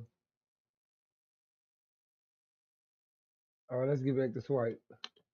But bro, you trying to hug like you don't hug no man wife, man. I'm telling you don't hug no man wife. You make sure she good though. India, you good? That's about it, man. You know. But I'm gonna be back at y'all with an update after Jam finish his testimony. We're gonna go full circle and then we going live, man. And that's how we're gonna wrap up today, man. Hey, look, I do want to say I don't believe OTF Duty Low is number 4 co-conspirator because he's not a lifelong resident. That's why I said. And if he is, then they lied. The feds lied on the paperwork. So that's what I'm gonna say about that.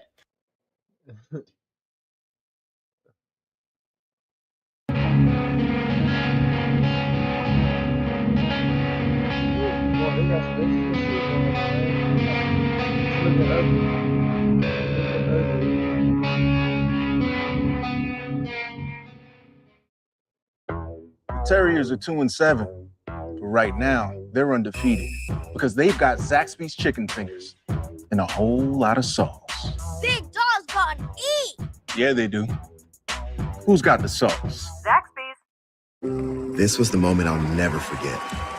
National University was with me every step with flexible online learning, personalized support, and lasting career value. National University, supporting the whole you. But at the same time, you see why Brian's still worth them millions, okay? He was looking sharp up there. There was a lot going on. Yesterday, it was like he was throwing a bunch of tantrums, objecting to everything. The government didn't really object too many times. They let Brian Steele have his way. They seemed pretty confident in what Jam was saying. Jam seemed pretty confident in. So I'm going to break down all the little specific little skirmishes that happened between Brian and Jam in a bunch of separate videos. So I'm going to get to that straight after this. But you know what I'm saying? Shout out to the Free Durk crew. Okay. So Brian Steele went down a pretty predictable path of trying to attack OTF Jam today. It didn't quite go his way, but he definitely did make a good point. One of the most obvious things that we knew we was going to hear regarding Jam was obviously his cooperation. Now, he's copped out to 3 murders, and, you know, obviously he's expecting something in exchange for cooperating and, you know, trying to help put Durk away. Now, Brian Steele said you're testifying under an agreement, right? You hope to be released. And then Jam was basically like, not released. I'm looking for something. And then Brian Steele's like, do you want to be incarcerated? He said, look, you do the crime, you do the time. I just don't want the rest of my life, though. He basically said, I want to be free at some point. And he would refuse to say that he was expecting a specific amount of time. He basically just said, look, I want numbers. I don't want my whole life. And Brian Steele was hitting him back. He said, hey, well, I heard that you told one of your loved ones that you only expect to serve 18 months. And Jam was like, what if Duty Low get on the stand and say Jam lying? What if Duty Low get on it? Because they said they had a witness that they really didn't want to come in. What if it was I love who are you talking about? You said you told your wife on a jail call you was only expecting to be in there for 18 months and you're going to be in home for the you know, for one of your kids' birthdays. And he basically said, I don't remember saying that. I don't know what you're talking about. And it was interesting because it's like, I thought Brian Steele was about to introduce some evidence to that, but then he didn't. He kind of moved on. But then he continued on talking. I'm not going to lie. I think he was striking fear into the hearts of the jury the idea that this guy who allegedly, not even allegedly, he's admitted to catching 3 bodies, might just be back out here on the streets. But it was basically made clear that he wasn't planning, he wasn't expecting to be out soon. You know, Brian Steele's saying, what, you thought you could manipulate your way to get out of custody? You've been in and out of custody your whole life. You understand the criminal system. You're street smart. He said, I'm street smart, but I never said I understood the criminal system. So another thing that Brian Steele said, he said to Jam, he said, look, now you're on the witness stand. You're hoping you'll get back on the street. Apparently Jam said, yeah, I guess. And they said, well, you're the reason why Durk's in court. And after that, he basically said, well, no, I just told the truth. Brian Steele said the truth's going to be decided by the public or the jury. And then he said, you're begging and hoping for a guilty verdict on Durk so that you can get out. Jam clapped back. He said, no, I'm not. I'm just here admitting my side and being honest. Brian Steele said, you want to go home? Jam said, look, I just want a number. I want to go home at some point. Brian Steele said, you want to go home immediately. You realize what you did? You were on this crazy mission to do murder and you're trying to get out of it. So look, to be honest, I feel like it was kind of very interesting. I feel like maybe Brian Steele thought that it was going to land. I guess this is the audio. It says they kill slut. And having a recorded or written statement telling. We will hear from Brian Steele in cross as well. And Didi.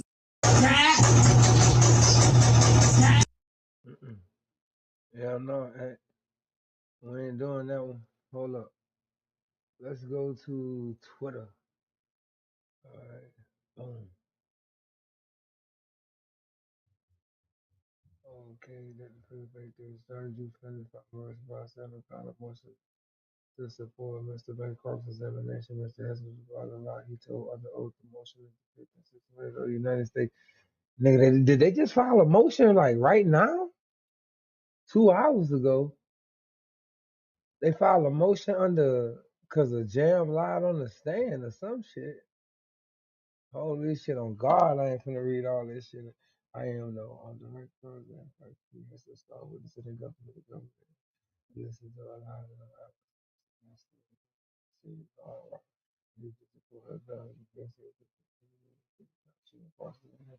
There's the person in the audience. Not sure if the question of the fellow because it was okay. We know. Like this, charcoal, let's stop. 6 11, right? We prefer the witness against all the Jeremiah receives the person of the witness credible. So not permitted to project. Okay, so they just basically arguing the point that they weren't allowed to confront a lie that Jam told about having to rob people for food to feed his family and shit. Oh, he got his girl. This one, OTL Vine got his girl a ring or some shit while in jail. That's his fiance. He proposed to her from behind bars. So, and that's the ring. That's him on the jail call right there. Crazy work. Man, that is not how Dirk looking in there, man. Why is people playing, man? Man, why that man got a suit on? You know he got a haircut, man. People joked out. What this lady talking about? Why can't you feel it? we left off yesterday with Casey Hester or OTF Jam's testimony. So we kind of went back, got a little more information about what happened leading up to the murder of Savia Robinson. Hester and Banks, though, I wanted to note before court started, they stared at each other from across the room. It was quite a good amount of time. I couldn't see. And then moving into November 11th. Hold on for a second. This caught my attention. I was reading this the Mo 3 case. That's when he $11:45 video at a radio apartment showing the person to identify Mo 3 in a gold Honda with the black Camaro apparent. Gold fan car leave. Okay. At 11:45:39, a black car also leaves. What a black car at?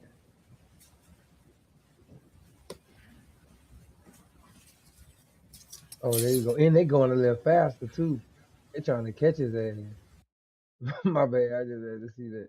Day 4, Jacob Hester, known as Jam, takes the stand. Now, we're going to go over everything Jam said and what Brian Steele will cross-examine him on. But before we do that, I got to set the stage for you, because the moment Jam, you have to understand, when you walk into that courtroom for a couple of days as a juror, you got the judge, you got top-level feds, you got Drew Findling, Brian Steele. They're presenting all this evidence, testimony. None of it is like crystal clear. It's all different shades of gray. You're trying to figure out things. Then this guy comes in wearing the orange jumpsuit, takes the stand. They say, "How are you, sir?" He nods his head, "What up?" And then he starts admitting to the murder. And he says, "Yeah, I did these crimes that you guys are all here hearing all this evidence on."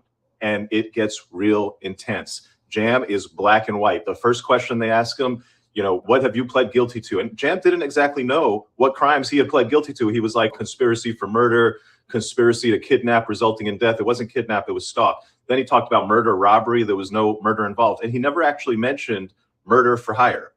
Interesting. So Jam couldn't even really define the crimes that he was trying to plead guilty to, or that he has pled guilty to. What he was able to do quite clearly was point out the defendant when they asked him, "Hey, do you see anybody in the courtroom who you did this murder with and who helped you plan it?" He said, cold, low, dead tone, Durk. Who else? He identified the other defendants. Throughout the rest of his testimony, he would go on to put his head down. He'd just be shaking like this. And when he brought his head up, you could see the look of disbelief in his eye at the reality that was around him. Then he went into this testimony, started with his childhood and this gang that he was in and the rites of passage. But that stuff we can get into. The key points that I want to talk about is what he said about Durk, including the bounty. The centerpiece of this testimony, no doubt, was Jam testifying that about a month after he got out of prison, he's at this Atlanta studio, and Durk's there, and Dee Dee's there, Will, Duty Low, and he said, maybe this guy Twin. Now, according to Jam, Durk starts talking about people are trolling Sly Vervon,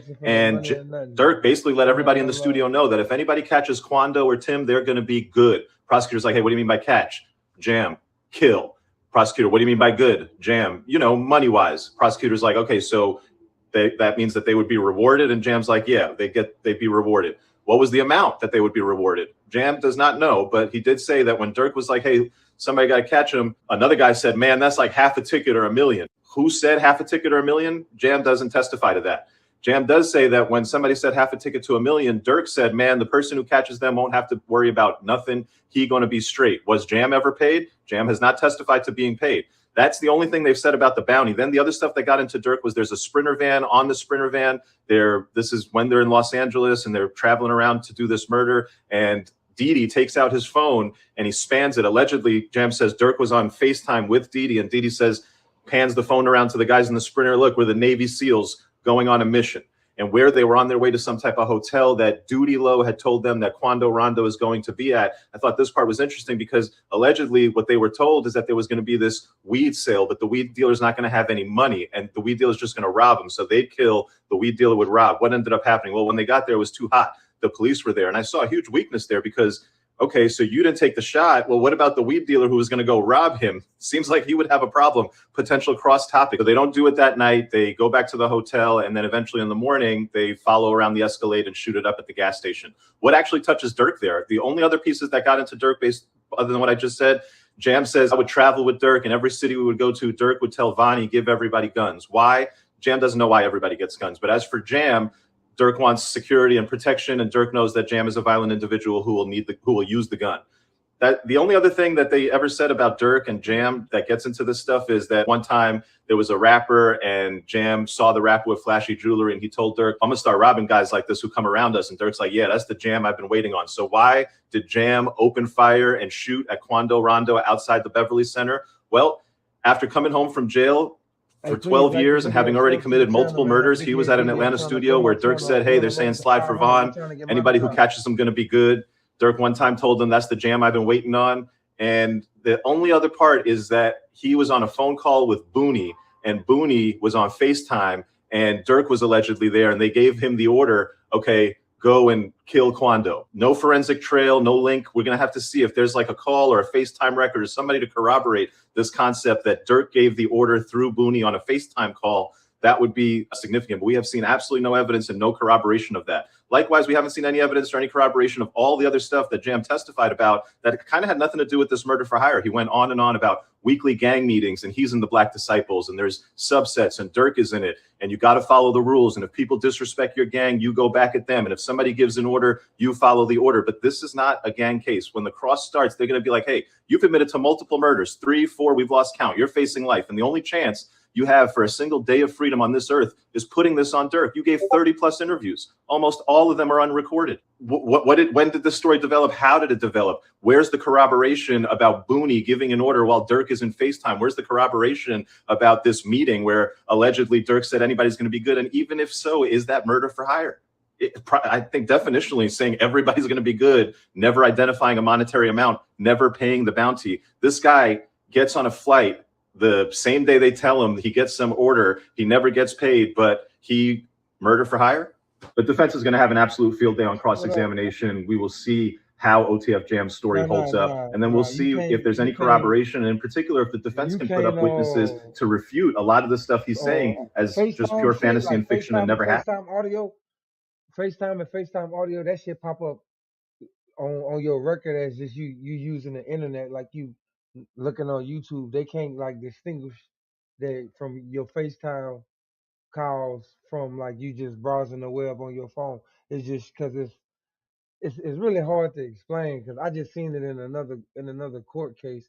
That's how everybody found out that they can't track FaceTime calls, because it just pops up like you watching a YouTube video or some shit. These cooperating witnesses starts talking about crimes that nobody here is charged with, that's going to be a mistrial. And the judge said, yeah, no gratuitous pot shots. You can't go up there, take the stand, and just start mentioning crimes from years and years and years to get the jury to feel like, oh my God, these are terrible people. Well, later that day, we get OTF Jam on the stand. The jury is sitting there listening. The cooperator, prosecutor asks Jam, did Durk encourage you to be aggressive? Give us an example. And this is where Jam brings up this issue in Miami. There's a guy hanging around the crew. Turns out he's one of Tory Lane's artists. And Jam says, I'm going to start robbing these goofies. They got all this jewelry. I ain't got no jewelry. And Durk's alleged response, according to Jam, that's what I'm talking about. That's the Jam I've been waiting on. So you're in front of the jury. It's a murder for hire trial where nobody is charged with robbing anyone. Jam has already gone out there and started his testimony saying,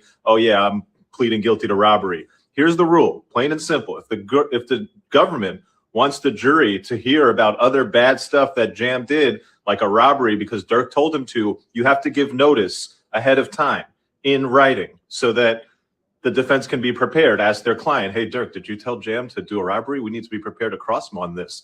There was no notice given. They spent months and months and months preparing this case, talking about what the testimony was going to be. And this story about, oh, I was in Miami and I told Durk I'm going to rob this dude. And he's like, yeah, I've been waiting on it. That's what I'm talking about. Never came up. So the defense never got to ask a single juror about that in their questioning for setting the jury. It never came up in opening statements. Steele goes up there and he tells the judge, look, and they're bringing in stuff about, oh, Durk is directing a robbery. This case isn't about a robbery. Nobody gave us notice that what we're being charged with is telling Jam to go rob people. This is something that the prosecution knew would inflame the jury, that they wouldn't be allowed to do it, and they did it anyway. The judge said, look, strike the testimony. I'm going to tell the jury, disregard the whole Miami story. These men are on trial for what the charges are, not any type of robbery in Miami. Then he turned to the prosecutors and said, look, you should have told them if you were going to bring up some type of Miami robbery, and this should serve as a warning to you to not do it again. Week one, government's on warning. You can bet Brian Steele is going to be trying to build that up brick by brick. That's crazy.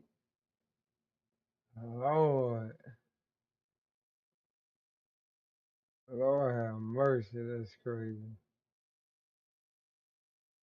Nobody else got no update on Lil Durk?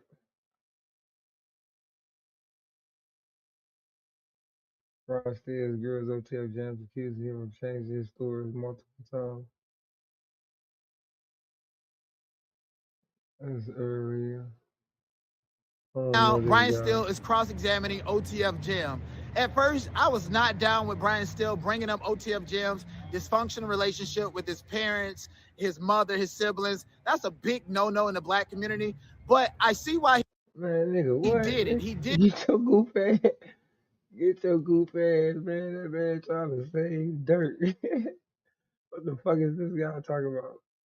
Who is this guy? Who is this guy?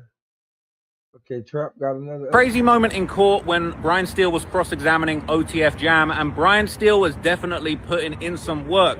He was really doing his best to trash Jam's character, and he got off some very interesting points. He obviously got him to, retell the situation where he had allegedly done like hundreds of armed robberies, over 100 armed robberies. And he basically very dramatically retold the story of OTF Jam's first alleged body when he was 17. He basically said, and it was very interesting. He was talking about, you do armed robbery, you take advantage of situations for your benefit. Jam said, you got to explain what you mean a bit better. It's so funny because then Brian Steele said, well, look, you might want to take my watch. And then Jam said, I never stole a watch in my life. You just made up a story. What are you talking about? So OTF Jam was a lot more feisty on the stand than other people that we've seen. But Brian Steele basically told the story very dramatically. Obviously, he's very good at telling stories and building a narrative. He said at 17, you went to a store, you locked the door, you trapped your victim with you and your armed friend. Jam clapped back. He said, nah, it was only me that was armed. He said you had your gun loaded. You didn't know if the person in there had a family. You knew nothing. You just wanted to get what you wanted. And he said that when that clerk didn't want to be under your control, what did you do? Jam said, I killed him. And Brian Steele said, not just that, you blew his brains out. That was very, very dramatic. But obviously, I see what he's trying to explain. Now, Brian Steele said, when you blew his brains out, Jam said, yeah, I blew his brains out. When Brian Steele went on, he said, did the brains get all over you and the gun? And Jam went, well, no, that's not what happened. So Brian Steele painting this picture, and Jam kind of like, bro, that's not how it went down. There wasn't no brains on me and the gun. Like, that's crazy. But then Brian Steele said, that's what you do. After he said you blow people's brains out, that's what you do. Jam said, well, that's just your opinion. And he said, you let him lay and linger. And Jam was like, what are you trying to say? I didn't do CPR? But Brian Steele, he basically said, you slaughtered a human, you took his property, and you drove back to Chicago and bragged. And Jam said, I didn't brag about it. Brian said, you thought about it? Jam said, I actually did. They said, what did you do about it? And he said, I thought about it and I called a gang meeting. They said, you ever meet with the victim's family? He said, nah. Brian Steele said, you just went on with your life. It didn't bother you. And he said, no, it did bother me. That's why I called a gang meeting. But then that was dramatically followed by him saying, you killed other people. Jam said, who? He said, Lil Dean. Jam said, I didn't murder him, right? And then suddenly there was a sidebar. That kind of kicked off a whole fury in the courtroom. There was then a private conversation. After that, it was made clear, basically, they went back and forth. And Jam said, this was a kidnap resulting in death. I pled guilty, but I didn't pull the gun. I didn't kill him. I didn't even see him get shot. And later on, Brian Steele asked him about the Lil Pav incident and basically said, you flew out there, you didn't know, but when you were told in Hooters that you were going to kill Quando, you went along with it. Brian Steele said, murder is in your heart. It was crazy. And Jam laughed and he just went, no, it's not. And Brian said, you don't care who you hurt. He said, yes, I do. So Jam's saying that he got heart, even though he got 3 bodies. And, he's still out here. So there was a crazy moment in court when Brian Steele was cross-examining OTF Jam, and Brian Steele was definitely putting in some work. He was really doing his best to trash Jam's character, and he got off some very interesting points. He obviously got him to, retell the situation where he had allegedly done like hundreds of armed robberies, over 100 armed robberies. And he basically very dramatically retold the story of OTF Jam's first alleged body when he was 17. He basically said, and it was very interesting. He was talking about, you do armed robbery, you take advantage of situations for your benefit.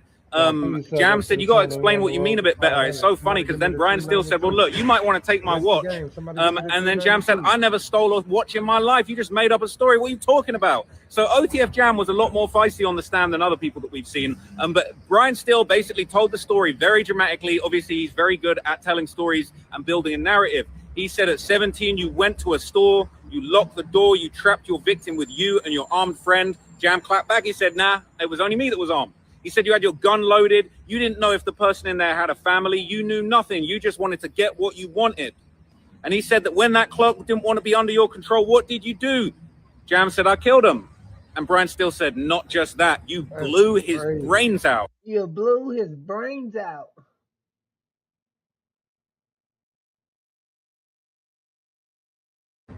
All right. So look, one of the interesting things that came up was kind of this big argument that OTF Jam was trying to make, that he didn't really want to murder Quando Rondo. Obviously, it ended up killing Lil Pab. That he didn't really want to do it. He didn't get told until he landed in California that that's what they were there for. That's the purpose that they were there for. And he kept making this argument that, like, if I didn't go along with it, where I'm from, if you stop someone killing someone, that gets you killed. Now, Brian Steele had a lot to say about that. He's saying that the facts don't really match up. He's saying that you didn't backtrack. You didn't try and stop. You had no hesitation. You landed in California, got told the plan, and your to-do list was one thing: murder. And it was interesting because he was like, look, you only even opened up and kind of, cooperated about this when you got arrested for a gun and you was trying to get out that jam. He was saying you didn't self-surrender. Your guilty conscience didn't get the better of you and cause you to walk into a police station. And he basically went on to say you didn't try and stop it. He said, I texted Dee. I was trying to stop it. I didn't say stop it, but I was trying to say it's too hot. These guys ain't prepared. We don't know these guys like that. And basically, they're saying, why didn't you stop it? You're meant to be a high-ranking BD minister. You're the highest, most dangerous rank that you can possibly be. Jam clapped back. He said, look, not every minister is dangerous. And then Brian Steele was like, well, you're dangerous. And then Jam was just like, not all ministers are dangerous. And Brian Steele said, well, if you texted Dee a bunch of stuff trying to stop the murder, where are those texts? Why can't you show it? He said, I can't. So I don't have my phone. I don't have them texts. And then Brian said, well, as a BD minister, you could have given the gun back and walked away. Jam said, it's not that easy. Obviously, he said previously that he was mad at Durk. He said, I don't know why they called me. I'm not the only minister. But he said, when I came home from jail, OTF was everything and Durk was the leader. Brian Steele said, yeah, well, according to you, but if you had a conscience, you could have just left. Jam said, it's not that easy. Brian Steele said, what? You'd rather kill a human that you didn't know than walk away. Jam said, or get killed myself. And Brian said, what? You think you're more important than the people you kill? Jam laughed and said, no. There was a funny moment where Brian said to Jam, he said, look, you're a dangerous man, right? And he said, you're objectively a dangerous man. Jam said, I don't know what objectively means. He said, you're dangerous, like right now. And Jam laughed. He went, I'm chilling. Later on, Brian Steele basically said, why do you feel like other people should die so you don't have to die if you felt like you would be killed if you, walked back from this? And basically, they were kind of talking about that. They kind of went back and forth about that. And then they said, why didn't you, why didn't you stay at the scene? Like, if you were that worried. He said, look, obviously I'm not going to stay there. Nobody would just stay at the scene after committing a crime like that. No one would do that. And Brian Steele said, well, you're different. You're not like everybody else. This is what you do, Mr. Minister. And basically, like, Jam laughed at that point. He said, yeah, I'm different for sure. And then he pointed at Dee and he said, well, he a minister too. And then Brian said, well, you're a professional. Jam said, we not professionals. We just paying attention to the situation. All right. So look, one of the interesting. Damn.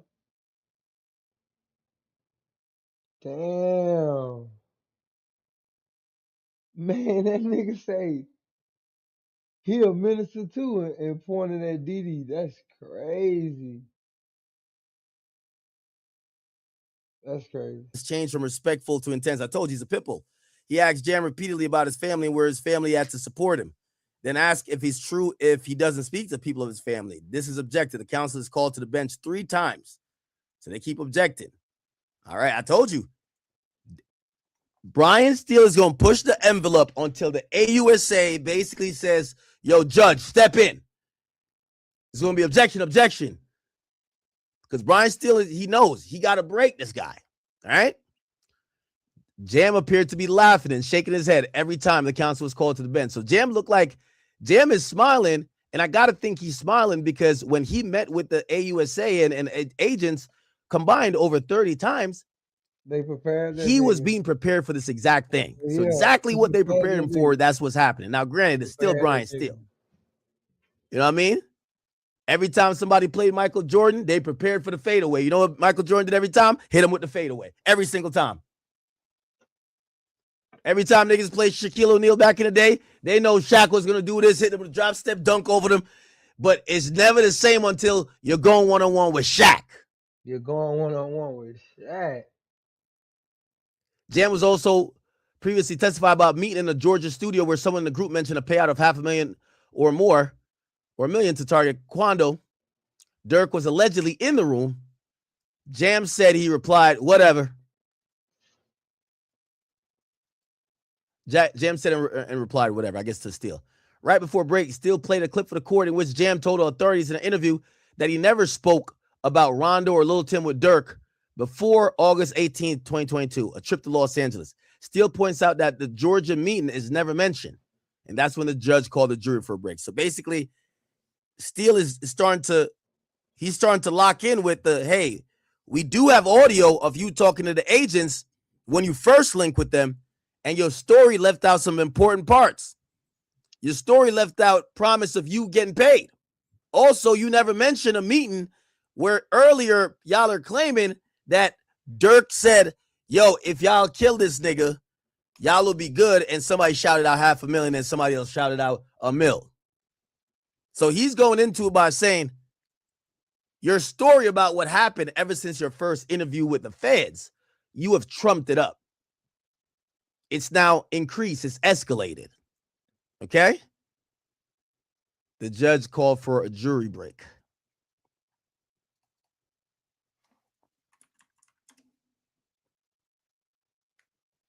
Why Trap ain't going live and dropping videos?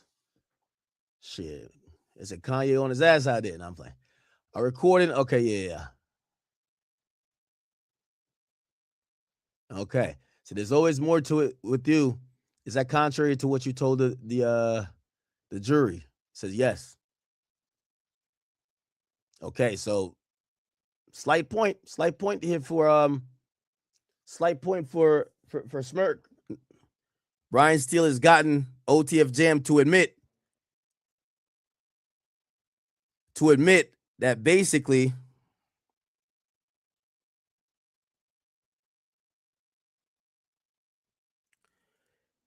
he's got Brian Steele has gotten OTF Jam to admit that the first time he talked to the feds and they audio recorded him, he ain't say none of that about no bounty. He ain't say none of that about knowing that he was gonna go kill Quando and Tim. So they're kind of attacking that the crux of this case, which is this conspiracy, even exists. The conspiracy would be that, these people were all in the know. And even if they can't prove that, they could prove it in a way by saying, so you would have no idea of the conspiracy then, because you said you didn't know, right? So how could you testify about a conspiracy that you don't know about? Even if it did exist. All right. It probably took identity thieves 3 seconds to steal my identity, but it took me 3 months to resolve the problem. Restoring my identity was a time-consuming nightmare. Now I have LifeLock and won't have to lift a finger. Their experts fix identity theft for you, guaranteed. Nah, Jammy the Bull trying to survive on that stand. Kanye, where's showing? Vonnie's somewhere watching this stream. Trust me. Vonnie's somewhere. Why do they keep saying that? It's reasonable doubt. Let me show y'all some shit. There's some shit from earlier. Let me catch y'all up real quick about what's going on. They ops. This is what they do with the wise. You drop them, and it's you disrespecting them. Kind of like joking around and shit. Extra money I was going to hear regarding Jam was obvious. We'll be back to that. Let's see. Trap Law. Lil Durk trial, day 6. We got OTF Jam feeling bad for Lil Pab after killing him. We got Kanye West walking into the courtroom. We got Jam confessing his love for Durk, even though he's snitching on him. Shit is getting crazy. Let's jump right into it. I don't even want to waste time. Let's get it. OTF Jam was reportedly looking Lil Durk dead in the eyes while telling everything on him, claiming he tried to call off Lil Pab's killing because others were scared, but he was afraid Durk would kill him too. A few months ago, I realized I was probably overpaying for car insurance, and it was like every year the price just seemed to go up and up without me even questioning. The guy who put a gun to someone's head and squeezed it, get him killed if he didn't follow through. Lil Durk and Jam appeared to stare at each other from across the room before the trial began. I could only see Jam's face, which appeared very serious. He then looked down until court began. I mean, when you're looking at somebody That ain't, you feel me? Who else covering this shit? Day 4 of the Lil Durk Murder for Hire trial. A lot happened this morning, so I'm going to make 2 videos today. OTF Jam back up on the stand. Describe the white Infiniti and the white BMW following Quando Rondo's black Escalade around LA, including the Litgo dispensary, a clothing store in Beverly Hills, and finally the gas station located adjacent from the Beverly Center. So these guys were allegedly out op hunting, searching for Quando, following him around. Jam had to repeat many times he does not know LA and cannot testify to the area the cars drove through. Jam said, I didn't know what Beverly Center was until my attorney told me. Jam recalled not feeling good, feeling like there was no consistent plan. Who got some new shit? Man, y'all done said Kanye West showed up to that bitch 20 times.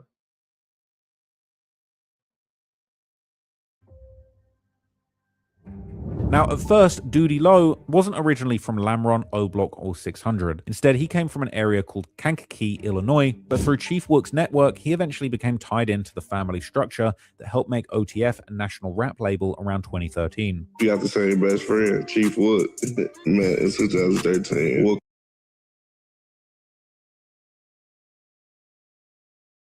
Have you heard about this prediction market, Kalshi?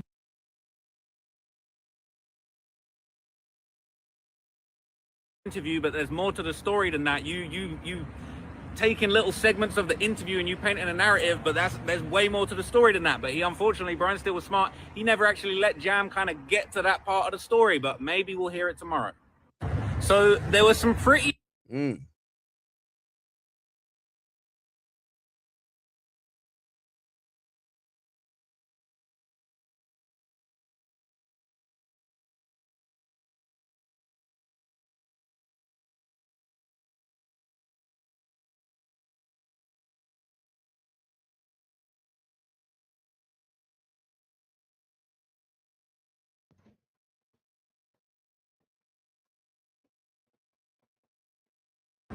All right, so look, one of the interesting things that came up was kind of this big argument that OTF Jam was trying to make, that he didn't really want to murder Quando Rondo. Obviously, it ended up killing Lil Pab. That he didn't really want to do it. He didn't get told until he landed in California that that's what they were there for. That's the purpose that they were there for. And he kept making this argument that, like, if I didn't go along with it, where I'm from, if you stop someone killing someone, that gets you killed. Now, Brian Steele had a lot to say about that.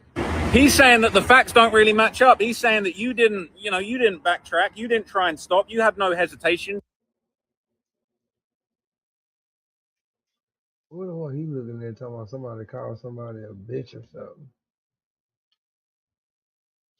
Is we not getting like, we need to refresh the whole page? Like, what's going on? Alright, this one we ain't see. Same claims about disrespect that Jam had apparently showed to Durk when he was being cross-examined by Brian Steele. Now, look, I don't know how true this was, and Jam denied everything. But Brian Steele made a very interesting point, right? And you could tell he was onto some shit, because Brian Steele basically brought up a woman's name. I won't say her name, all right, because it's not really important. But he basically said, you came back out of jail, you said you had no money, Durk sorted you out some clothes, and you put your parole to an address. It was a woman's address. Brian Steele said the name, and Jam laughed. He went, yeah. They said, you lived at her house. He said, look, I used her crib as a parole site, but I wasn't really living there. And they basically said you had a sexual relationship. He said, we hooked up once, all right? Jam's basically saying, like, look, something was going on with me and her, all right? So Brian Steele basically said, look, you think she's a good person, right? Yeah. Jam said, yeah, she's a good person. And then Brian Steele dropped the bomb. He said, did you tell her that Durk is your bitch? He said, I never said that. And then Brian Steele said, you told her Durk is a hoe. He said, never. And then Brian Steele said, by the time you got out, Durk's career was booming. And you said that he owes you because he used your name in so many songs. He basically, Jam kind of kicked off. He was like, that makes no sense. How could I be responsible? How could I be claiming that I was responsible for his success? He only mentioned me in a couple of songs. They weren't even his biggest songs. That ain't making no sense. He was clapping back at Brian Steele. Then Brian Steele said, I know. This was crazy. He was like, this ain't making no sense. Brian Steele was like, I know, you often don't make sense. It was like, oh, that was a burn. Brian Steele then clapped back. He said, you said that Durk works for you. Jam said, no, I didn't. He said, you said that you were going to get rich from Durk. He said, no. He basically said, you were in a studio in Atlanta. Durk took you and others to that private room. And that's when they told you Quando has to be killed. So it was kind of like he set him up with a bunch of stuff that he was going to then deny. And then he hit him with the big doozy, which was obviously this whole thing about, you know, Durk had said that there was $1 million bounty, all of that kind of stuff. And basically, he was saying that, you know, that's what you said in your testimony, right? But you didn't say it in your interview. Now, that was crazy. He kind of caught him in a lie. And then they played a segment of a recorded federal interview with OTF Jam. And basically, he said that Durk had actually never spoken to him about Quando, never spoken to him about no bounty, that they hadn't had the conversation about that before the murder. It was a big contradiction, and it made Jam look really bad. In light of all the stuff that he had just said, they brought up a bunch of statements of him disrespecting Durk, basically painting the picture that he denied of like being jealous of Durk's success and thinking Durk's a hoe and thinking he was going to get money out of Durk. Jam was clapping back. He was basically saying, yeah, I didn't say it in that interview, but there's more to the story than that. You taking little segments of the interview and you painting a narrative, but there's way more to the story than that. But he, unfortunately, Brian Steele was smart. He never actually let Jam kind of get to that part of the story, but maybe we'll hear it tomorrow. So there were some pretty insane claims about disrespect that Jam... Yo. Trap Law Ross coming with that heat. Ain't gonna lie.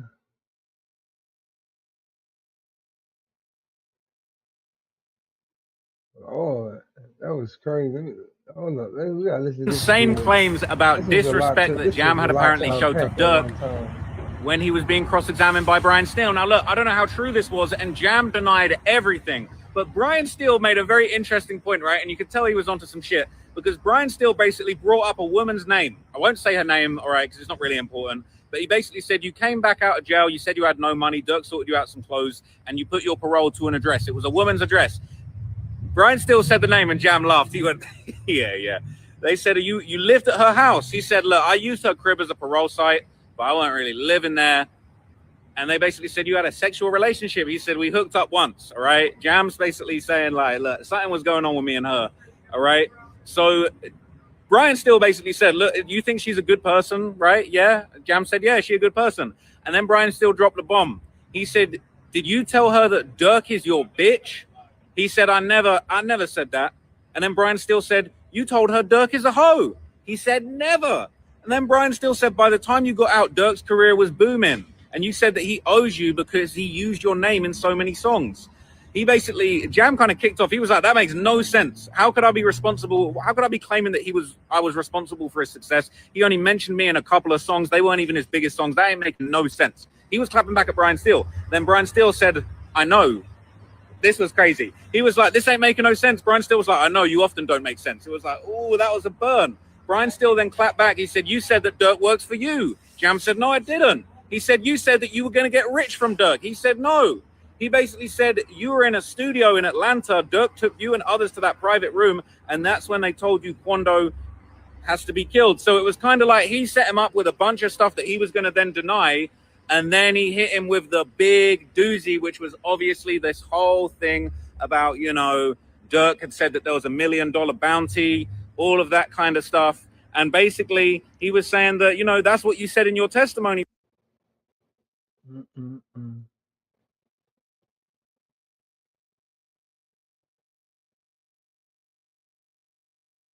Okay. So all right. So look, one of the interesting things that came up was kind of this big argument that OTF Jam. Yes, back. Oh.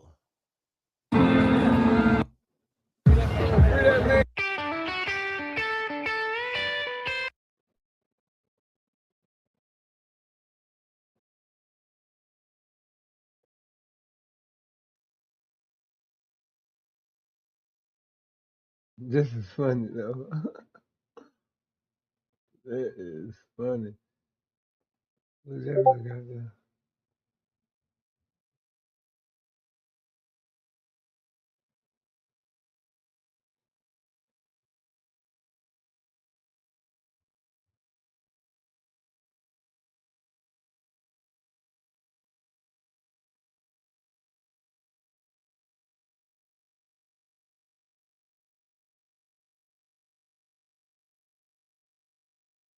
It's looking scary for Dirk, I ain't gonna lie. It's a video that I just seen And I'm trying to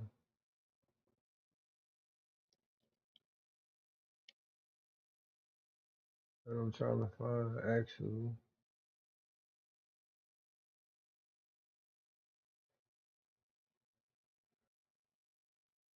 All right, this one is it.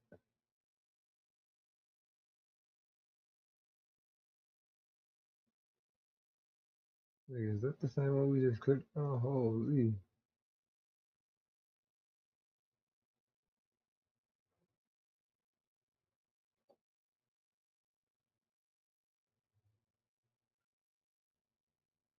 I can't find it. I can't find it. Fuck it.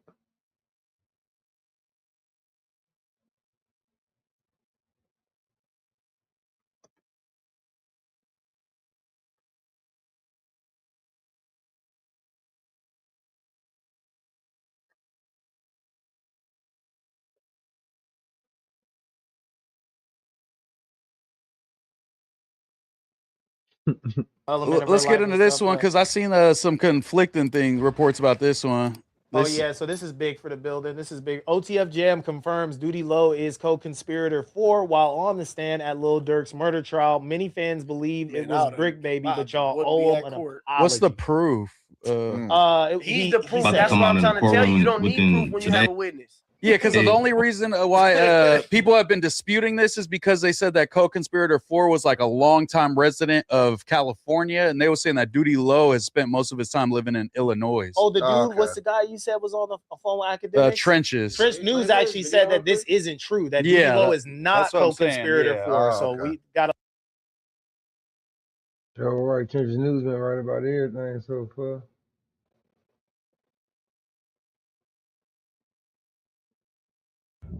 To the public, OTF eventually stood for Only the Family, but in the streets, these letters originally meant Only Trey Folks. This is a reference to a historic Chicago gang that's part of the Folk Nation. Okay, yeah, this is what I was looking for. Okay, let's watch this one first. A lot of big bang. Finna hit a nigga with an ad, dog. Holy. Let's watch this one. Public, OTF eventually stood for Only the Family, but in the streets, these letters originally meant Only Trey Folks. This is a reference to a historic Chicago gang that's part of the Folk Nation, specifically the Black Disciples, with the word Trey representing the number 3, something manifested in a 3-finger hand sign synonymous with the Black Disciples. So to understand how Durk's OTF crew, or Only Trey Folks, started as a genuine set of the Black Disciples, we have to trace the gang back to its early beginnings in South Chicago at the Randolph Towers, the Black Disciples stronghold at 6217 South Calumet Avenue, a building known in the community as the Castle. Across the street from it lay Parkway Gardens, which would later become known worldwide as O-Block. But back inside Calumet, the Black Disciples built one of the biggest drug operations in their history, with reports claiming that the crack and heroin trade was bringing in $45,000 to $300,000 a day there. At that time, this building was protected by armed searchers at the doors and snipers even stationed on the roof with rifles and night vision goggles, with the profits of this operation being laundered into apartment buildings, an Atlanta nightclub, and a rap label known as MOB. After an undercover officer was caught during a search exposed by 100. But Melly would grow close with kids from the opposite side of Washington Park, eventually helping form the rival gang set. I flew to San Diego. Booney said that he couldn't go on a hit gang set 051 Young Money, but by the time drill music Hell yeah, I grew up in the Calumet buildings. A lot of y'all probably know from the Calumet building. I'm from them grade. Like, that's how like, damn, folk, you grew up in the Calumet building? Ain't Lil Reese from over there? Yeah. How the you so cool with Duck? Over the years, J Mane has said in multiple interviews that he and Lil Reese are cousins. We learned that Lil Reese might be his cousin. What the fuck you mean, might be? Bro, when people say Lil Reese not my cousin, bro, I get offended, bro. Why would he want to claim Lil Reese? Why would I want to claim Lil Reese, bro? Let's start there. Why would I want to claim him, bro? In response, Lil Reese denied the claim. I had an interview with FYB J Mane. That's your cousin? No, okay. He said the dude hit different folks and things. Only for J Mane to propose a DNA test. On video on box deal, boy. Since you want to talk about we not cousins, bro, I need a DNA test then. Prove it then, bro, since we not cousins, bro. Why? Because I'm from 63rd, bro? Because I'm from 63rd, now you don't want to be my cousin, bro.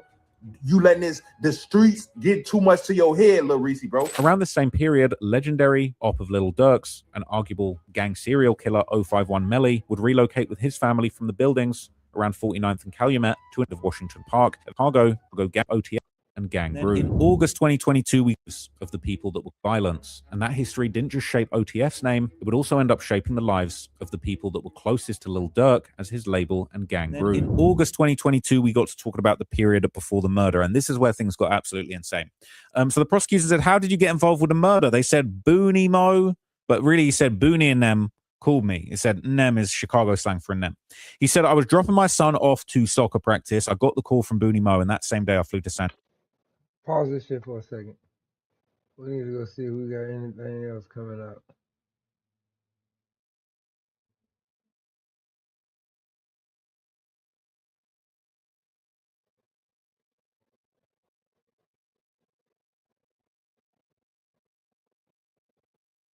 So there were some pretty insane claims about disrespect that Jam. Yeah, we seen that. Let's check Twitter. Anything new on Twitter? Why y'all showing me sports? What the fuck?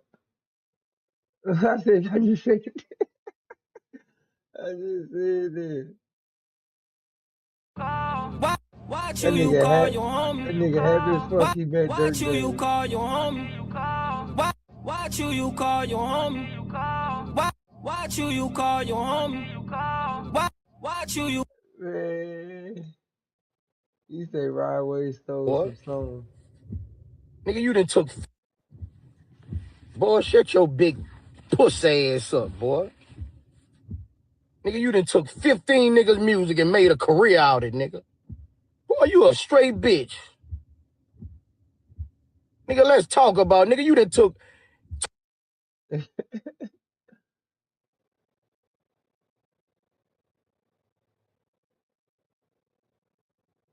Kanye and that bitch with the military boots on looking stupid.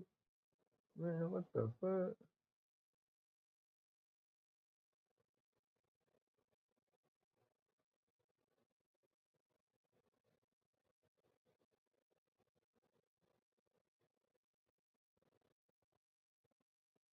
What the hell? We ain't watching that. That's on the guys. We ain't watching that. Let's see. Was this nigga ass out? Holy. I'm definitely not going. San Diego. Booney said that he couldn't go to an. I don't want to too much hear you, gang.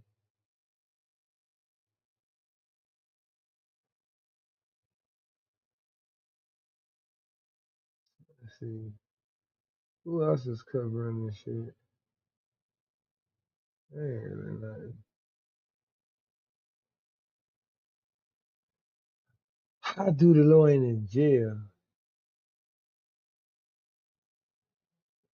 This when they say move out the jail. That's when the feds get moved out.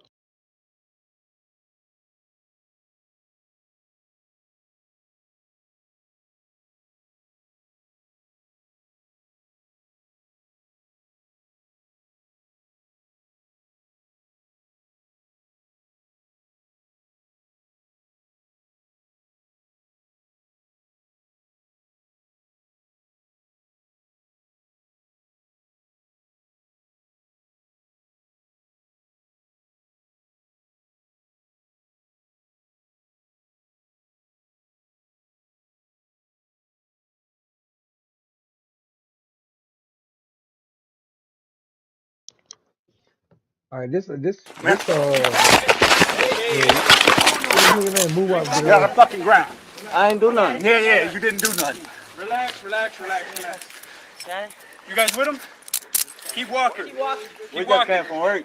Come here, man. Why you running? Why you running, man? Yes, you are about to run. Why you running? Huh? I ain't running. No, you didn't run? Keep walking. I know, that's fine. Let me talk to him. Let me talk to him. Flip sideways. Get up. Hold on. Get up. Check his side, bro. Yeah. You got a pipe on him? Gun right here. Yep, Yeah. got it? Got it? You got a Good. pipe on him. Good. Good. Ain't got a button on it? Scott. Be No advised, button. you got another one stopped at 6426. Machine, weapon recovered. Hold that. Get a transport. Okay. It was hot. Here's well.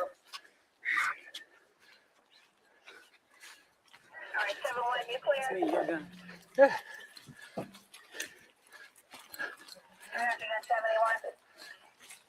Motherfucker thought he was about to run. Nah, he won't run.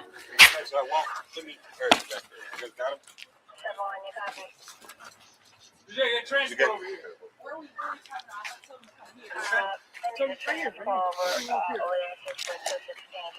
You know what? Sit with him right there. Sit with him right here. I'm gonna go with Vic. All right. Here he is, Jose. ¿Es el otro güey?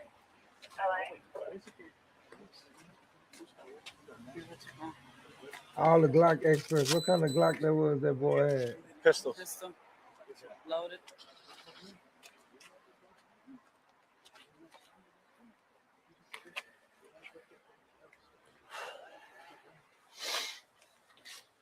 ¿El otro güey? Oh, they have it over there. Neutral. You can have some. Yeah. Annie, step sideways that way a little bit. What'd you see? Just. Oh. Creo que nomás va a ser este güey con la pistola. La otra víctima no quiere nada con este güey. Hey, y'all.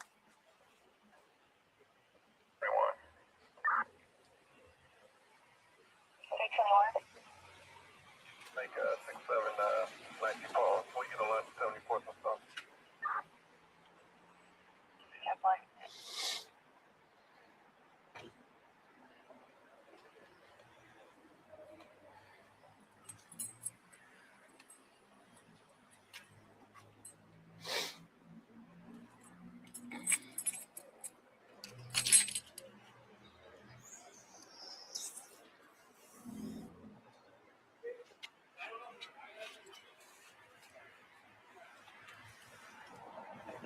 This is insane. I ain't gonna lie. Have an idea? How old are you? 17.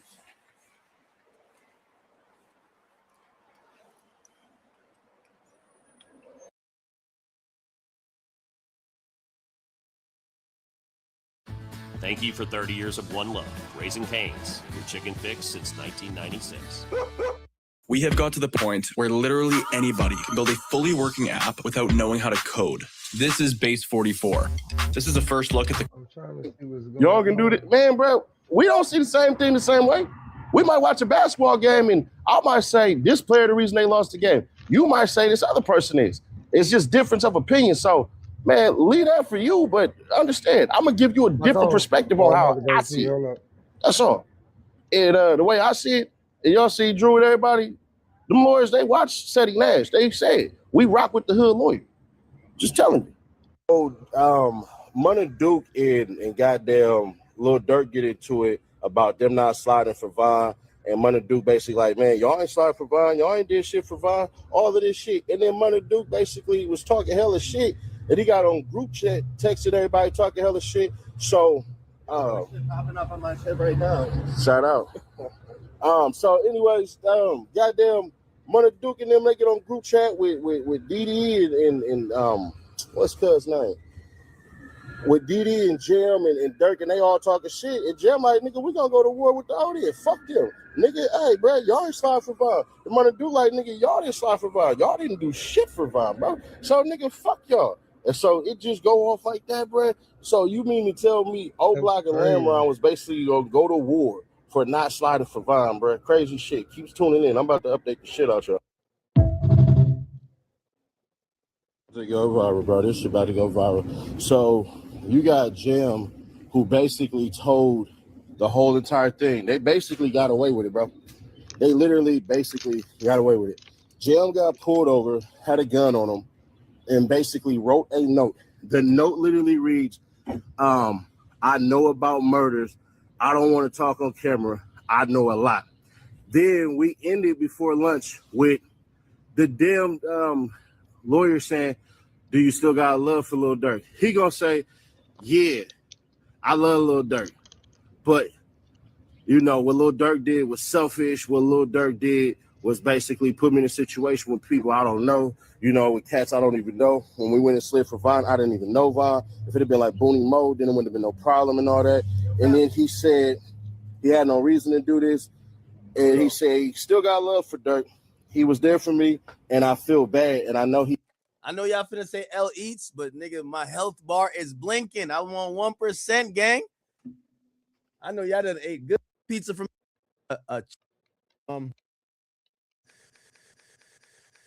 on the dead homies. Then I got some Tito's.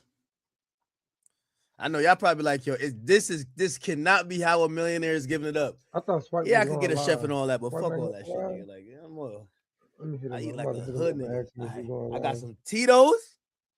I got a cup of ice, and I got a Diet Coke, nigga. Diet. All right. I'm gonna be good for another like 2 hours off of this shit. Y'all gotta be happy. Just off of this, I'm good for another like 2 hours. It's a power up, nigga. This is a power up. Half a cup of Tito's. I know, chat. There we go. All right, bet. Oh, let me get back to this. Didn't we watch these videos earlier? I thought we watched these videos earlier. fucking lit. Jam said he felt sorry for Quando Rondo people because he didn't do anything to him and all this punk ass shit. But while he was out before they got caught, Jam was out there being aggressive, talking about shooting motherfuckers and all this shit. So you felt bad because of what exactly? He never expressed no remorse about shooting that motherfucker in the head in Wisconsin. He never expressed any of this shit. He said it's against code for BDs to tell and all this shit. You gotta die for the gang and all this, but you ain't do none of that shit. He couldn't take his lick because he was on parole for the 12 years that he had did for some shit that happened when he got told on basically 12 years ago for that shit. So that's his whole reason. That's his whole reason. We found out that Braids, the Braids motherfucker, he lied in his testimony. I done piece the shit out of him if I'm Brian Steele, because Braids lied about the cameras and said that, hey, bro, we didn't have cameras and all this shit. No, literally, they could have audio recorded it because Jam the one who said no video cameras. That's the reason why. So if you was such a head honcho and all this shit, how you didn't read the note about the person who said, hey, bro, I'm finna come snitch, just don't bring no video. If he would have said, bro, hey, man, I'm not gonna snitch if y'all bring cameras, that's one thing. But he said they didn't bring him for a whole entire different reason. Say to him, we got way more coming out because, man, this shit is crazy. They talking about, hey, bro, Lil Durk was buying hot cars for everybody, but there's a bombshell that happened too. They say, Jeff say, niggas didn't get paid for sliding for Vaughn. It wasn't for sliding for Vaughn outside of LA. So they really destroying the murder for hire part because they basically come out and say Lil Durk was putting money in the street for people because motherfuckers kept on begging. They was asking for houses and cars and all this shit. And then Lamron.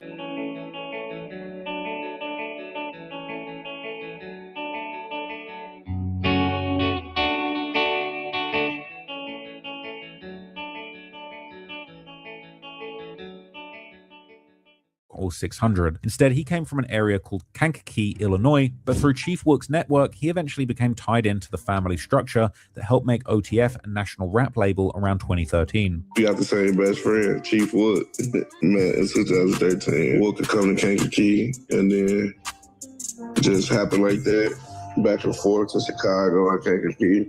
Online, many people believe that their connection went deeper than music, with some claiming that Doody Low might have actually been a drug plug for Lil Durk. But regardless, he grew very close to Durk, who would once joke that Doody Low only had 4 ops because Kankakee was so small. It's 4 ops out there, man. Come on. Ain't no more. Population 300 people. Years later, Doody appeared to reach shot caller status within OTF, allegedly ordering 600's Big 60 to beat up 051 Kiddo in county jail and later posting proof of it. Go. Go, you know, it's Mr. Baker happen, and I'm killing anything coming to take the keys. Staying away from them. All the house, that big OTF, you know what's going on, stupid.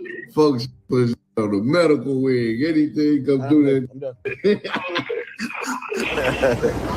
His ass went from getting that melly to getting that ass beat.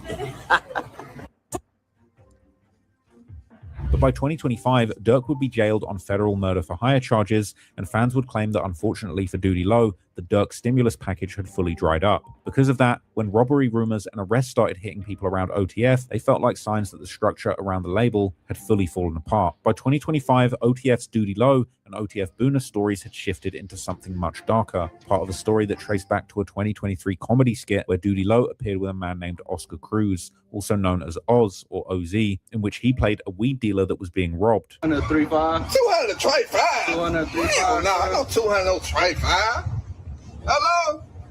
Hey, Doody Low, he talking about 200 trade 5. What's up, man? How you doing? Yeah, he talking about 200 trade 5. 200 or what? He ain't got no motherfucking bubble run. $200. When Cruz was violently killed in a church parking lot 2 years later, this harmless skit eerily mirrored real life. But before Oscar appeared in a homicide report, another violent incident in Atlanta seemed to start a chain.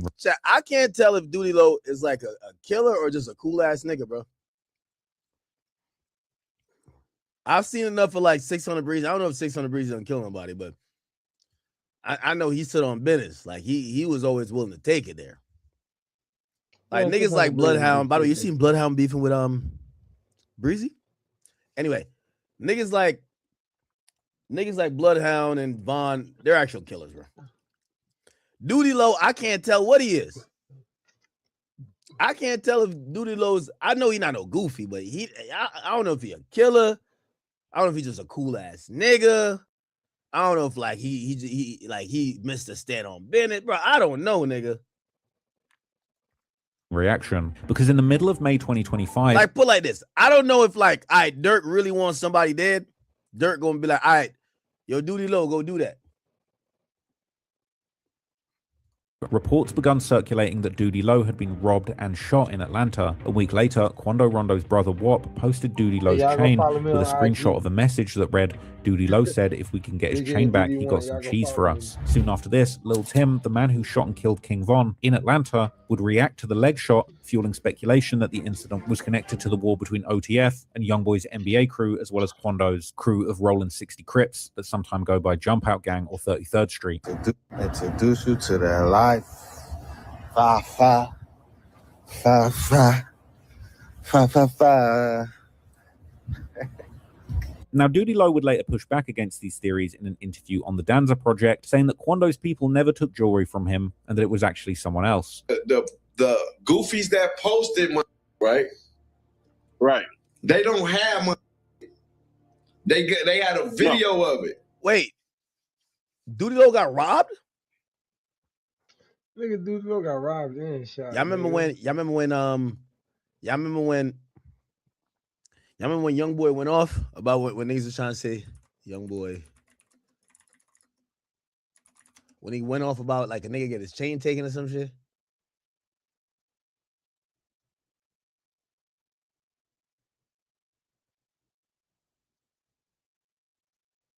They were saying that Youngboy got his. Hey, you snatch my chain, I'm gonna beat the fuck out you. Like, I ain't gonna lie, you take Youngboy chain, man. I don't even know if I could listen to the music it's saying, bro. Like, I'm like, Youngboy's a nigga. There's certain rappers that, like, I ain't gonna lie, their chain can get snatched. Like, literally. Their chain can get snatched. All right, so if somebody took Doody, I don't know if Doody Low is like the biggest killer. So I'm like, all right, they took a chain. But I imagine, is it an OTF chain? If it's an OTF chain, I'm expecting Durk to send 100 shots. Nigga, Durk was locked up. Am I right or wrong? 1,000,000%. According to Doody, he received a warning text hours before the shooting and robbery. I got a text 2 hours before, like, man, somebody's trying to. Like, something ain't right. Yeah, I'm like, and I promise you.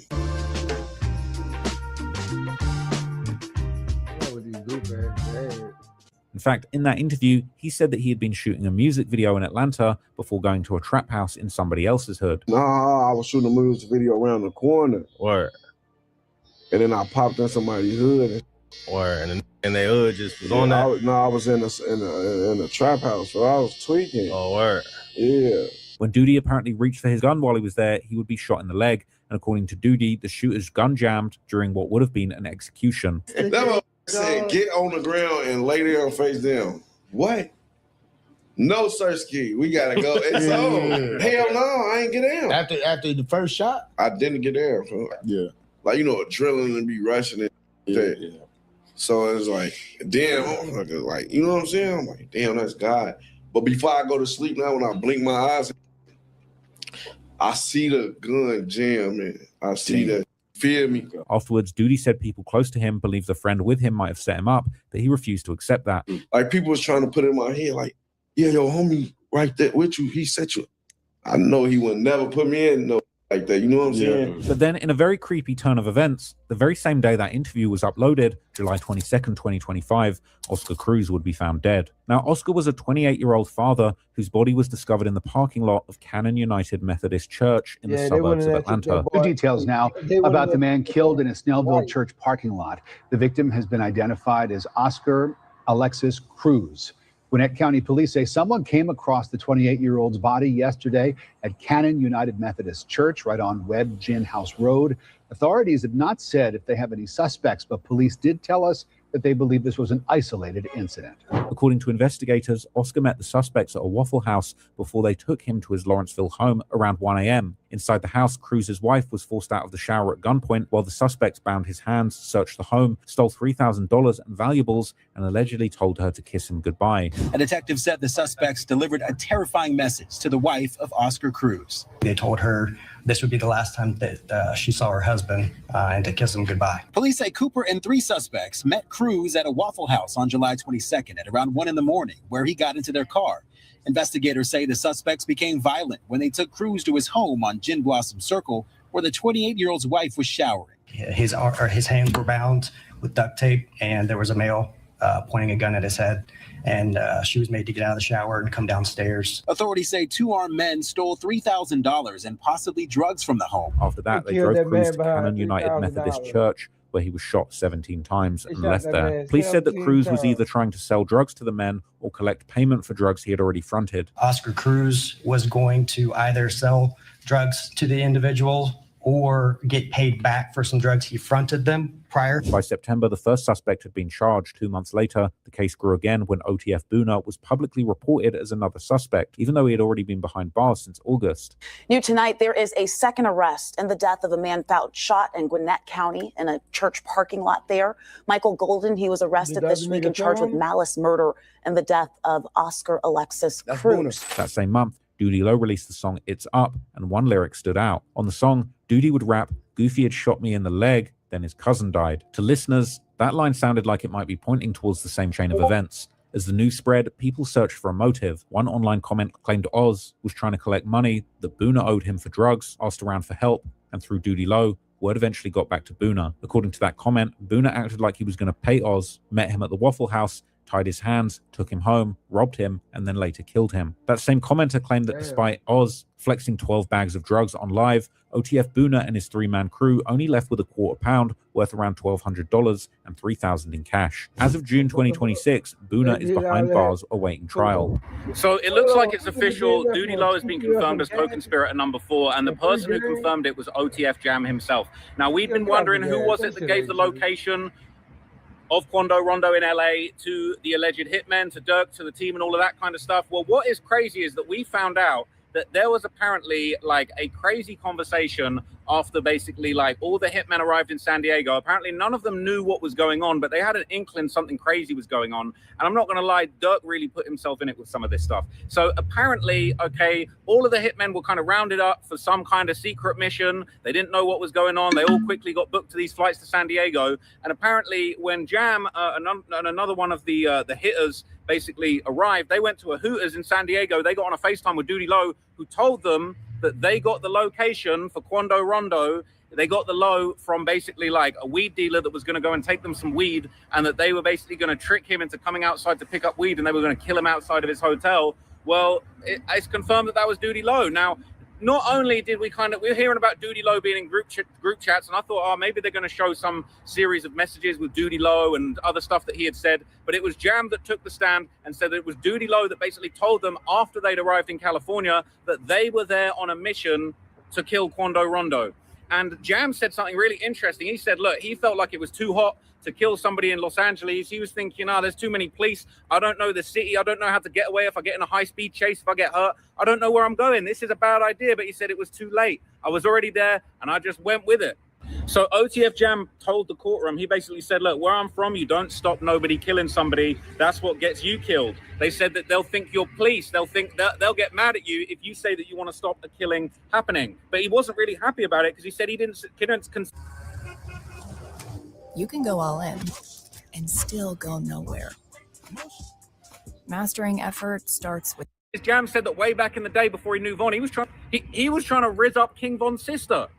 But he said he didn't feel like he should have had to be one of those people that slid for Von because that wasn't his homie. He said, look, he wasn't my man's. We didn't kick it. I didn't love him. I didn't feel like that was my mission. And he's saying they were in Hooters on FaceTime with Duty Low, and basically Jam and Boogie looked at each other after they were told to go and kill Quando, and they basically just looked at each other and said, yeah, But what was even more crazy is obviously now we know Duty Low was co-conspirator number 4 that was given the drop. They were apparently waiting outside Quando Rondo's hotel, and Duty Low told them that basically the guy that they thought they were getting weed from was telling Quando Rondo that he was just a few minutes away from the hotel. This is going to... I might have to say this in a different video because we run out of time. But basically, they had eyes on Quando Rondo outside the hotel. They were about to kill him, but the police rode by. Apparently, Didi upped his gun, pointed it at Quando, and said, I could kill him right now. It would be so easy. They never tried to do a drive-by on Lil Tim or anything like that in Savannah. But obviously, these messages were going back and forth, and it's not a great look. But look, I'll let you know more when I have more context.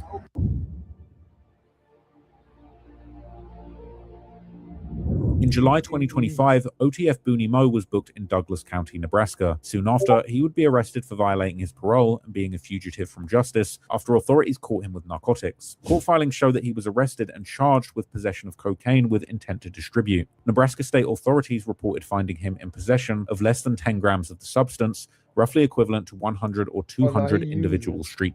Nigga, what? He using. You know what's so interesting? And I think this is where, like, Durk, you know, I always look at this. Yo, this nigga is born in 83, bro. This nigga is 43 years old. Durk is like 34, 33. How old is Durk?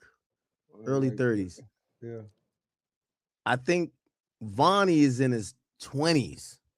Like, Vonnie is like 28 or something like that. I don't know, like something like that. It just kind of shows like this.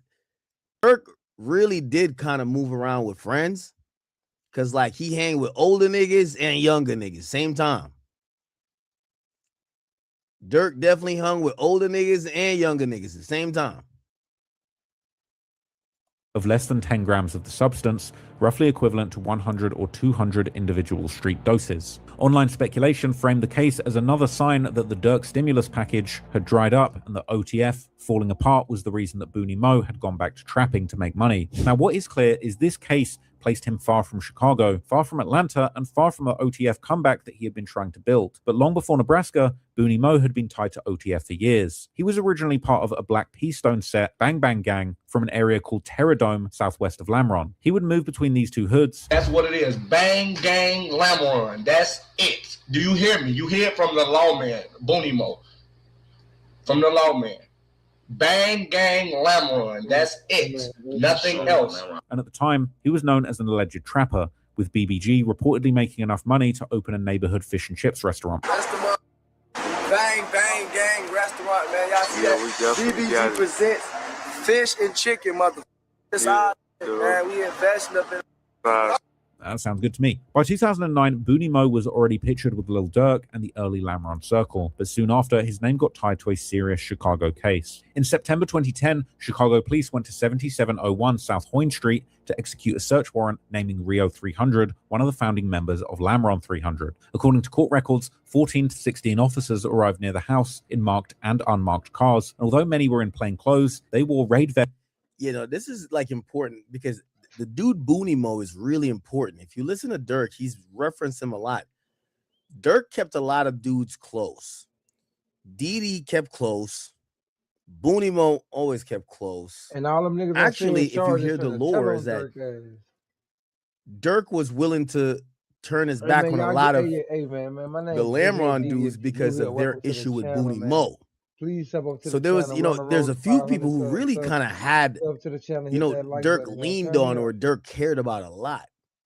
Academics got 1.5 million subs, man. I Perhaps just that's why want Jam at 500. some point was trying to fix, you Can know, I he get was trying to see 500, where he please? ranked and how much Durk We're at valued him. 391. Can somebody get us to Definitely not over 392? Didi. And then Can Didi's somebody brother, please get us to you know, 392? Mr. Not Baby Who's Threat, gonna be Baby that Bop. special one body? Be different. He gets into some shit, and shit, we never heard or we don't see no evidence that Durk was like, nah, man, yo, D-Ski, like, your brother Baby Threat, like, he a snitch. None of that. But Jam was getting kind of ostracized a bit and questioned. Vests marked Chicago Police Department, and That shit inside pissed Jam they found Booney Mo, Rio, Booney Mo's grandparents, Paris, and Leslie, who court records described as Booney Mo's girlfriend. But according to state's evidence, officers breached the fence with a battering ram and moved towards the rear door while at least 3 officers yelled Chicago Police, search warrant. Inside, the group had been watching TV and smoking marijuana, and Paris said that he had brought a gun into the room earlier that night at Booney Mo's direction. At that point, they heard banging near the back gate, and Leslie looked out and ran with Booney Mo to his grandparents' bedroom. According to statements later given to police and the grand jury, Booney Mo told Rio to find out who was at the door. According to these statements, Rio allegedly grabbed the gun, looked outside, and told Booney Mo it was the police. In Paris and Leslie's pre-trial statements, Booney Mo allegedly ordered Rio to buck that meeting, shoot at them. As officers hit the door, the state claimed Rio pulled the trigger once, the gun didn't fire, and then he aimed again, pulling the trigger a second time, and the glass security door exploded outward, injuring 3 police. After the shooting, officers surrounded the house and eventually made contact with the people inside. Afterwards, witnesses said that Booney Mo asked Leslie to take the gun to the basement,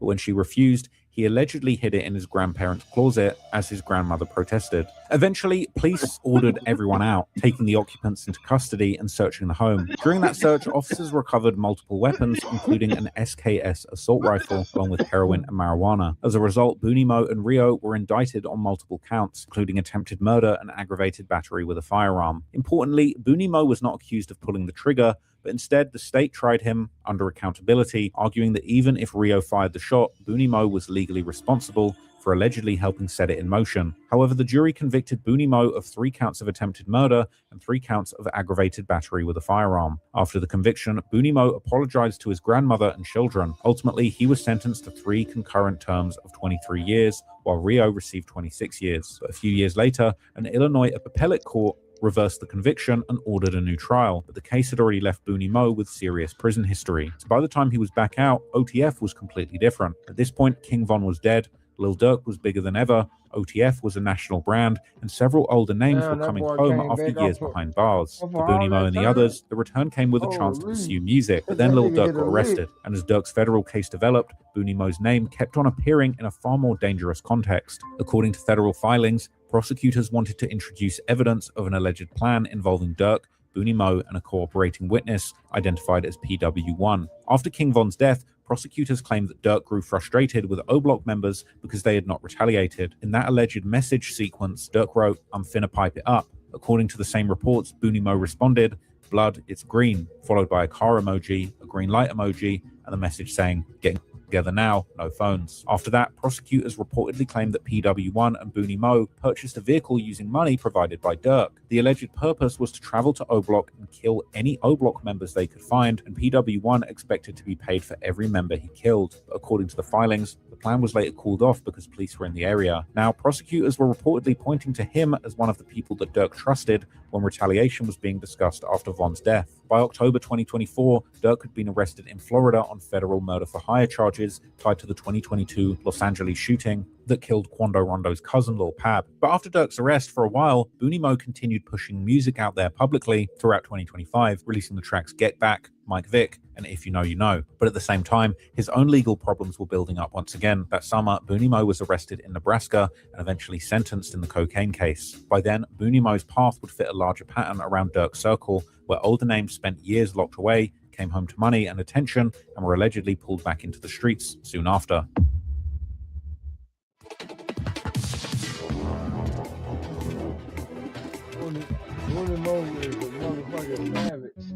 For Lil Durk, King Von's death was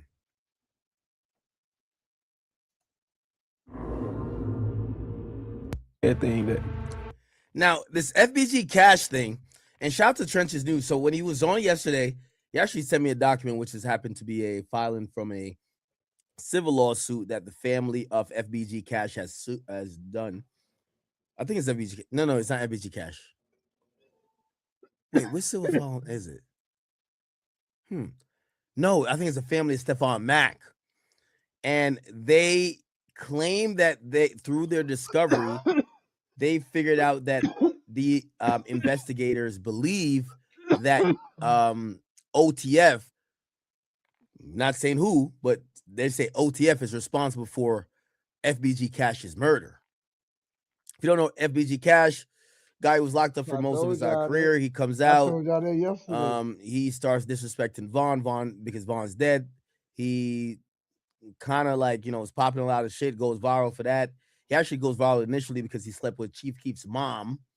And when he came back out this new time, disrespecting Von, he shows up, takes a picture by the mural. He later says to Adam 22 on No Jumper, yo, they told me to go take a picture by the mural. So I did that. And when he did that, he ended up dead. Okay. And this is after Durk was starting to rap. Yo, you go by that mural, you're going to end up dead. And the nigga ended up dead. So, yeah. Gangster disciples in his city. After his murder, one of his close friends would step up to fill the void that he left. This was the rapper FBG Cash, real name Tristan Hamilton. Born on October the 5th, 1990, Cash was several years older than most of his peers in the early drill scene, including his little brother, FBG Young, who was... Okay, so this is also very interesting, and that's why I brought up like the age difference for like the Booney Mo stuff, right? What happens in Chicago, these guys go in and out of jail, and every time they come out, like, the world has changed. There's new iPhones, new trends, but also like a lot of their friends have either died or like shit has just moved on. So you get like this weird dynamic with Chicago where age groups is kind of like it's fluid a bit. It's fluid a bit because unless you with your original guys and nobody got killed or nobody went to jail, you see a lot of people re-entering society and they're either a little bit older, but they still got the same mindset. Niggas get out and like they get locked up at 19, they get out when they're 30. They kind of still want to hang with the niggas who are in their early 20s, right? So they're a little bit older. Like it's a little bit fucked up because everybody's going to jail, everybody's dying. It's kind of weird. Was born in 1996. Cash was born into a family of GDs, and with his father being in the streets too, Cash would be exposed to that lifestyle early, jumping off the porch in his grade school years. Yeah, my pop was always in the streets. As kids, we was already in the street, exposed to the street. You know what I'm saying? It was just a time we had to come home, but we saw everything that who ain't from the streets and ain't jumped off the porch ain't saw. We saw all at a young age. So far as like coming out, doing shit on my own through grade school years. You know what I'm saying? Anytime I got a chance to pop out and go somewhere without my people attendance, you know what I'm saying? I was in the streets. So Cash and Young's family would eventually move to around the 63rd and St. Lawrence area when Cash was in 9th grade. And there, they would join the local gang set, STL EBT, and begin to spend time with other guys from the set, like Duck and Dutchy. The four would eventually form the rap group Flyboy Gang, aka FBG, together with rappers like Lil J, Billionaire Black, Duck's brother Brick, and Wooski, who was always more in the streets than in the booth, but would still rep the name at times in his music. However, before that, in 2009, when Cash was only 18 years old, he would get arrested for an armed robbery and get sentenced to 6 years, which meant that Cash would end up being locked up during the critical years when the war between the GDs and BDs would begin to escalate in the Woodlawn area. While Young and Dutchy and Duck would first begin to rap under the FBG moniker, and the drill movement as a whole would begin to form, with artists from the Woodlawn and Washington Park neighborhoods playing a key role in the genre's birth. With good time though,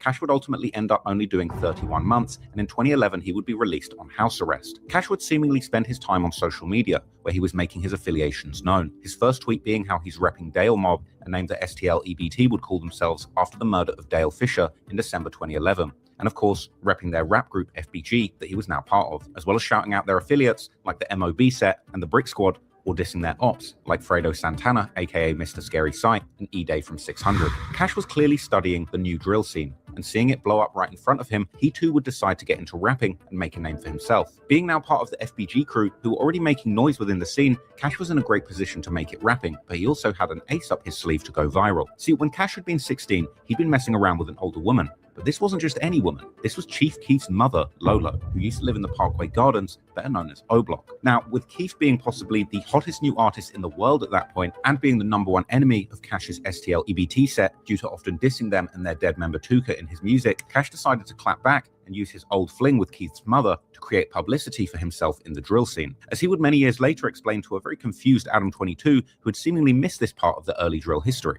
How'd you go about getting into the music?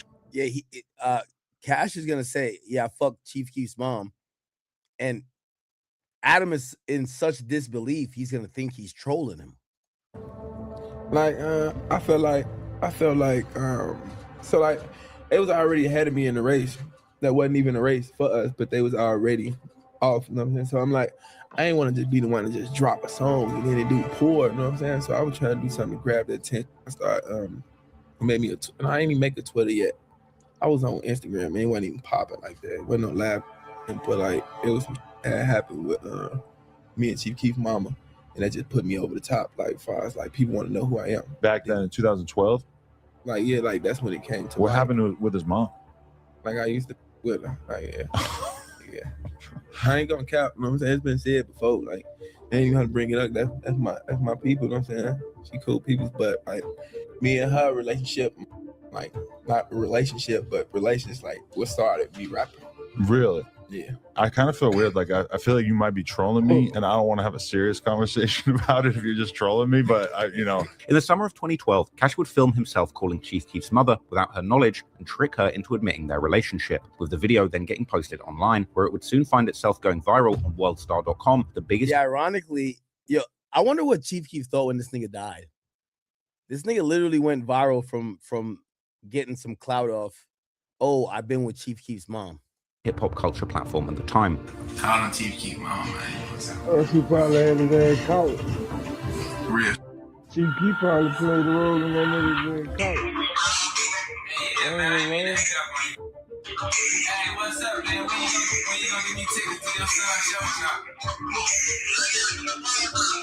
I said, when you gonna give me tickets to one of your son's show or something?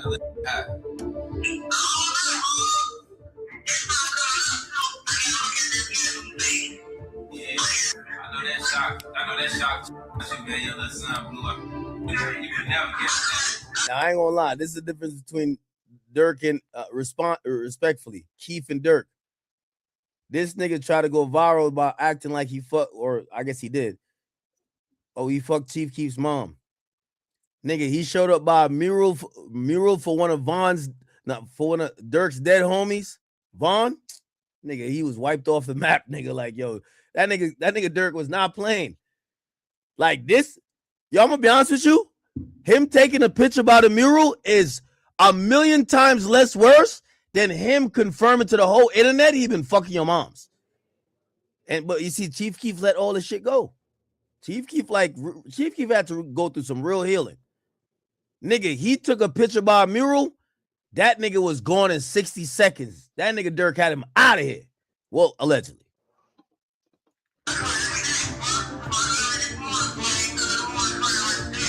Yeah. I know that's I done got me some famous. I just found out my name, address, and other information could be on data broker sites for anyone.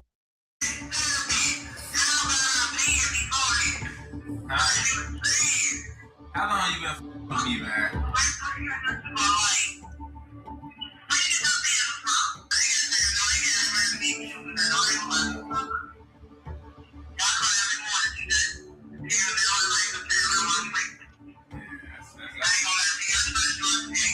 I know you trust me. That's what's up. That hated though, man.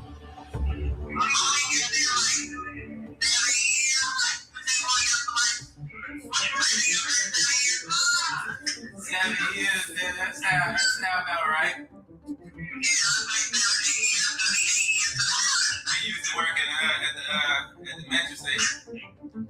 Definitely Lon the Rap. How much you keep was it?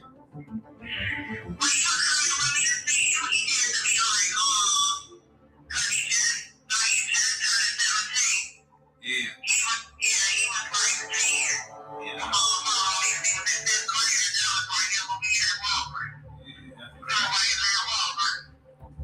Yeah, man. Yeah. Ain't no duplicate. Y'all the real thing nowadays, man. I got the real thing. Hey. When you finish doing all that, man,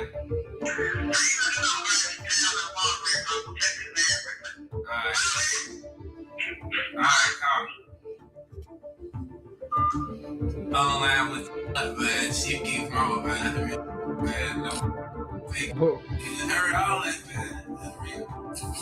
The video sparked widespread rumors and even created more animosity between these two warring gangs. But some people on Keith's side would seemingly also find it funny too, with King Von himself even tweeting about the incident, making fun. Hold up.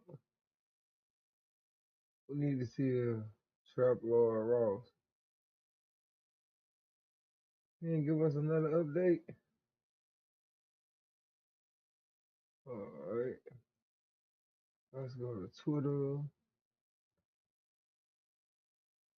Hi, I'm Taylor Priest with Los Angeles Magazine, and we are back at Lil Durk's murder for hire trial, where we picked back up where we left off yesterday with Casey Hester, or OTF Jam's testimony. So we kind of went back, got a little more information about what happened leading up to the murder of Savia Robinson. Hester and Banks, though, I wanted to note, before court started, they stared at each other from across the room. It was quite a good amount of time. I couldn't see Durk's face, but Hester's face was very serious. When he looked away, he just kind of stared at the Level Hotel again. He testified that there was too many people outside the hotel, which is Litco. And the Infinity. He was in the Infinity with, from my recollection, that monitor was there yesterday. So I don't know if this is a new thing that they decided they wanted in court today. So again, we got back to Hester's testimony where he testified. They went back to the Level Hotel where Quando Rondo and his crew were staying, and they parked that Infinity and that BMW that was rented right outside the Level Hotel again.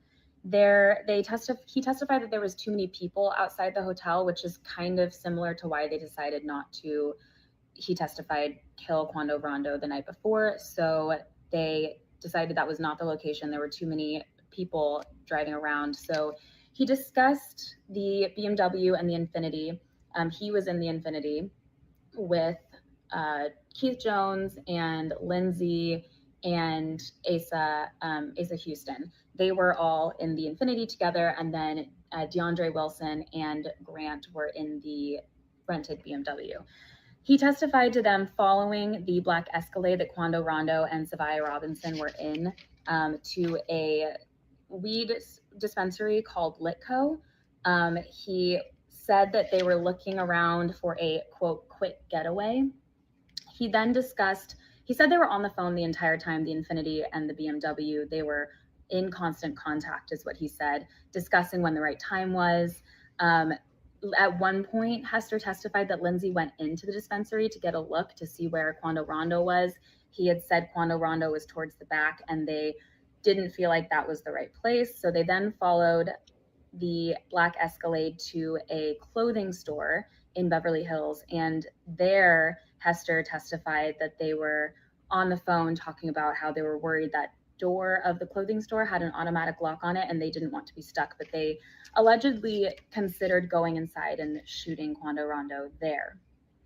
He states multiple times that he does not know Los Angeles. He doesn't know the area, so he can't speak to where they're at most of the time, but he said he remembers the hotel, he remembers the weed dispensary, he remembers the clothing store, and the next thing he remembers was getting to that gas station adjacent from the Beverly Hills, the Beverly Center. He even says at one point he doesn't even know what the Beverly Center is until his attorney tells him what it is. So he explains this even in the getaway that he doesn't know the area. So once they get to the I ain't gonna lie, gas this station, bitch is he kind of annoying. testifies that they drove next to the Escalade. He even says that a tall person got out of the black Escalade and saw their car. And then he drives around, they drive around Houston. Asa Houston was driving the. All right, hold up. Hold up. That's why. That's my lawyer. Oh, okay.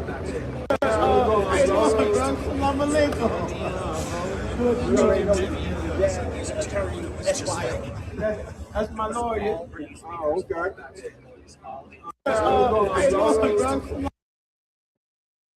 Hope you are as well. I know you've been working hard, but hope you are as well. Whatever that means. You know. Yes, we are. Hope you are as well.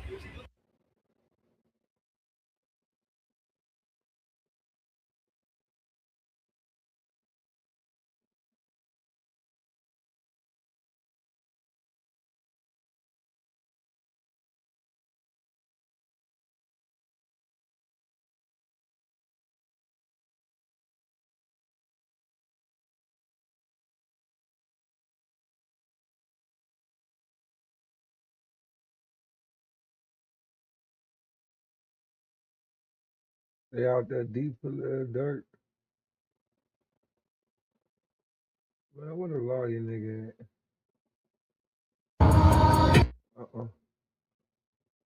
Kanye West. Why Kanye look so Anything you want to say to coming out Durk's there? family?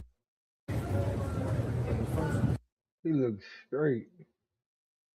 That nigga look like Jay-Z. What the fuck? Why this nigga look like Jay-Z? Man, am I tripping? This nigga look like Jay-Z.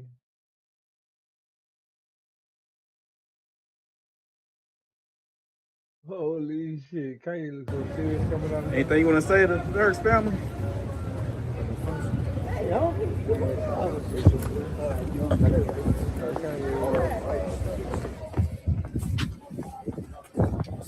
Step back. That's all we ask. Anything?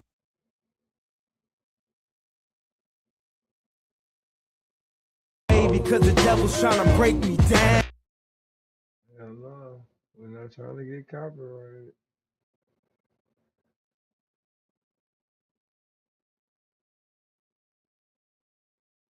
Want a number.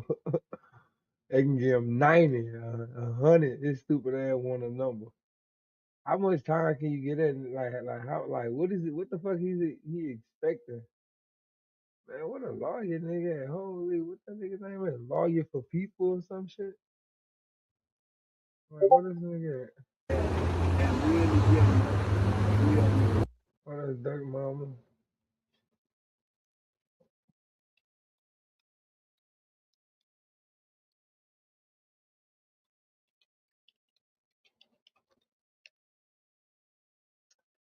What's the nigga name? Fuck.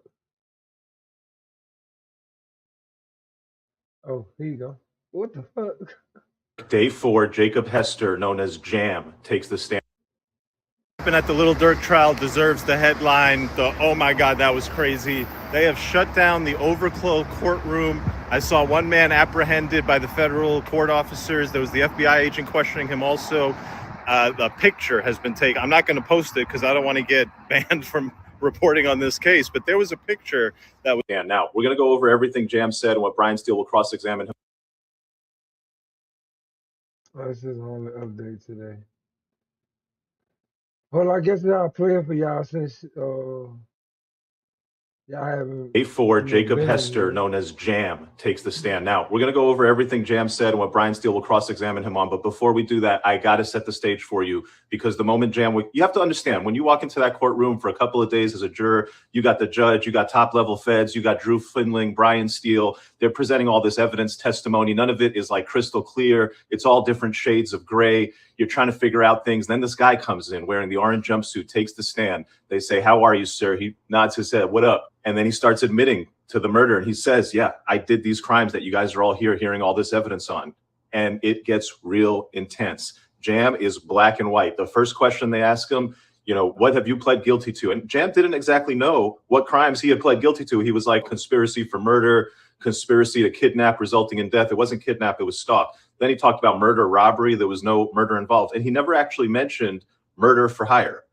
Interesting. So Jam couldn't even really define the crimes that he was trying to plead guilty to or that he has pled guilty to. What he was able to do quite clearly was point out the defendant when they asked him, hey, do you see anybody in the courtroom who you did this murder with and who helped you plan it? He said, cold, low, dead tone, Durk. Who else? He identified the other defendants. Throughout the rest of his testimony, he would go on to put his head down. He'd just be shaking like this. And when he brought his head up, you could see the look of disbelief in his eye at the reality that was around him. Then he went into this testimony, started with his childhood and this gang that he was in and the rites of passage. But that stuff we can get into. The key points that I want to talk about is what he said about Durk, including the bounty. The centerpiece of this testimony, no doubt, was Jam testifying that about a month after he got out of prison, he's at this Atlanta studio and Durk's there and Dee Dee's there, Will, Duty Low, and he said, maybe this guy Twin. Now, according to Jam, Durk starts talking about people are trolling Sly Vervon, and Durk basically let everybody in the studio know that if anybody catches Quando or Tim, they're going to be good. Prosecutor's like, hey, what do you mean by catch? Jam, kill. Prosecutor, what do you mean by good? Jam, you know, money-wise. Prosecutor's like, okay, so that means that they would be rewarded. And Jam's like, yeah, they'd be rewarded. What was the amount that they would be rewarded? Jam does not know, but he did say that when Durk was like, hey, somebody got to catch him, another guy said, man, that's like half a ticket or $1 million. Who said half a ticket or $1 million? Jam doesn't testify to that. Jam does say that when somebody said half a ticket to $1 million, Durk said, man, the person who catches them won't have to worry about nothing. He going to be straight. Was Jam ever paid? Jam has not testified to being paid. That's the only thing they've said about the bounty. Then the other stuff that got into Durk was there's a Sprinter van. On the Sprinter van, this is when they're in Los Angeles and they're traveling around to do this murder. And Dee Dee takes out his phone and he spans it. Allegedly, Jam says Durk was on FaceTime with Dee Dee, and Dee Dee says, pans the phone around to the guys in the Sprinter. Look, we're the Navy SEALs going on a mission. And where they were on their way to some type of hotel that Duty Low had told them that Quando Rondo is going to be at. I thought this part was interesting because allegedly what they were told is that there was going to be this weed sale, but the weed dealer's not going to have any money and the weed dealer's just going to rob him. So they'd kill, the weed dealer would rob. What ended up happening? Well, when they got there, it was too hot. The police were there. And I saw a huge weakness there because, okay, so you didn't take the shot. Well, what about the weed dealer who was going to go rob him? Seems like he would have a problem, potential cross topic. So they don't do it that night. They go back to the hotel. And then eventually in the morning, they follow around the Escalade and shoot it up at the gas station. What actually touches Durk there? The only other pieces that got into Durk based other than what I just said, Jam says I would travel with Durk and every city we would go to, Durk would tell Vonnie, give everybody guns. Why? Jam doesn't know why everybody gets guns. But as for Jam, Durk wants security and protection, and Durk knows that Jam is a violent individual who will use the gun.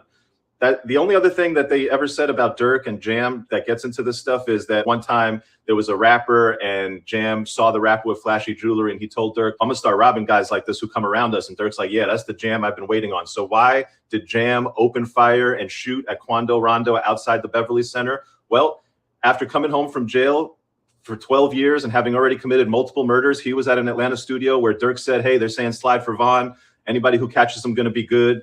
Durk one time told them that's the Jam I've been waiting on. And the only other part is that he was on a phone call with Booney and Booney was on FaceTime and Durk was allegedly there and they gave him the order, okay, go and kill Quando. No forensic trail, no link. We're going to have to see if there's like a call or a FaceTime record or somebody to corroborate this concept that Durk gave the order through Booney on a FaceTime call. That would be significant. But we have seen absolutely no evidence and no corroboration of that. Likewise, we haven't seen any evidence or any corroboration of all the other stuff that Jam testified about that kind of had nothing to do with this murder for hire. He went on and on about weekly gang meetings and he's in the Black Disciples and there's subsets and Durk is in it and you got to follow the rules. And if people disrespect your gang, you go back at them. And if somebody gives an order, you follow the order. But this is not a gang case. When the cross starts, they're going to be like, hey, you've admitted to multiple murders, 3, 4, we've lost count. You're facing life. And the only chance you have for a single day of freedom on this earth is putting this on Durk. You gave 30 plus interviews. Almost all of them are unrecorded.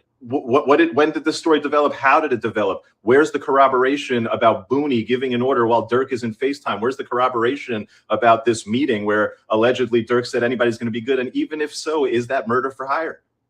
I think definitionally saying everybody's going to be good, never identifying a monetary amount, never paying the bounty. This guy gets on a flight, the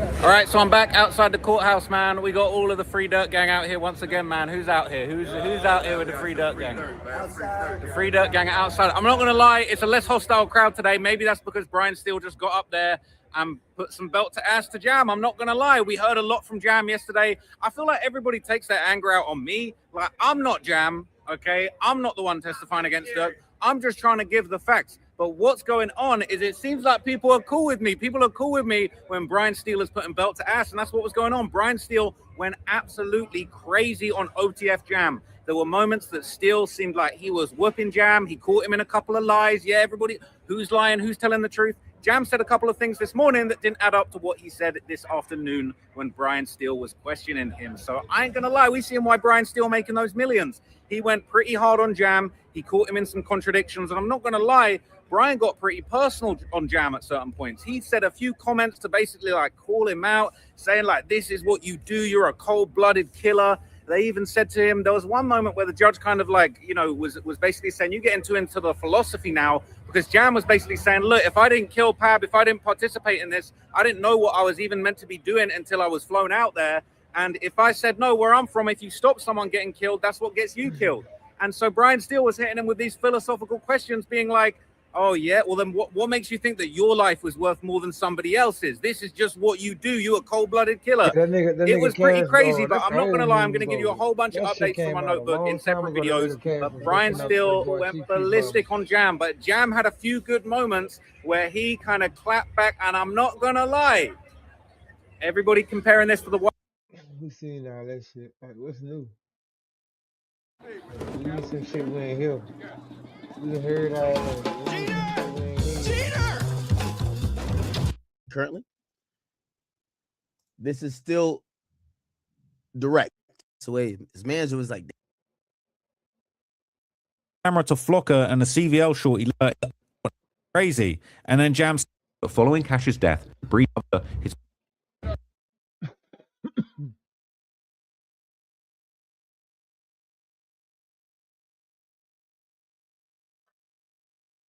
I'm trying to get to the end of this shit. he said he promised God if God took him through that, he would never not speak his name in glory. They make no music about gangster shit no more. It's over. Vybz Kartel, again, my favorite artist. He don't make that type of shit that I used to love. I gotta listen to old songs. He don't make that shit no more. That nigga is praising God. Cause he's seen what that led him to. That led him to life in prison, nigga. He should not be here. He don't make gangster music no more. So I say this to the Durk fans, like, of course we want him to beat the case. But I do hope y'all realize if Durk get out, good. what we talking about, the shit that y'all bumping outside the court, federal nightmares, he'll never make music like that again. It's over. This era is over. Only Allah, nigga, I'm not into the Muslim shit. Only Allah, God, Jesus could save this nigga and you know, grant him some serenity and take him out of this. If you think that Durk gonna get out of this and still rap about sliding, you dumb as hell. It's the reason why y'all can't get the same Gucci man. Nigga, a lot of times these niggas talk all the toughness. That's why when Meek Mill saying this bull, be with T. Roy now. Okay. Before you did not day 6 video, yeah. Did that video depict Mr. Wilson walking in the area of Southside Chicago? Yeah. In this photo, he has a sweatshirt that appears to say Tay-Town, right? Yeah. Is that at the intersection we were looking at before in the previous exhibit you referenced? Yeah. In that exhibit 164, did you recognize the area he was walking in? Yeah. What area was that? It's Tay-Town. Okay. It says in the court says you may publish it. All right, they're talking about the exhibit. I'm trying to skip through this a little bit too. We're gonna get into the murder part, or I should just skip to the murder part. You guys can read the full testimony. Okay, yeah, we should get to February. He gets out in February, like 2022. So let's go to that part. Let me see if there's any more updates.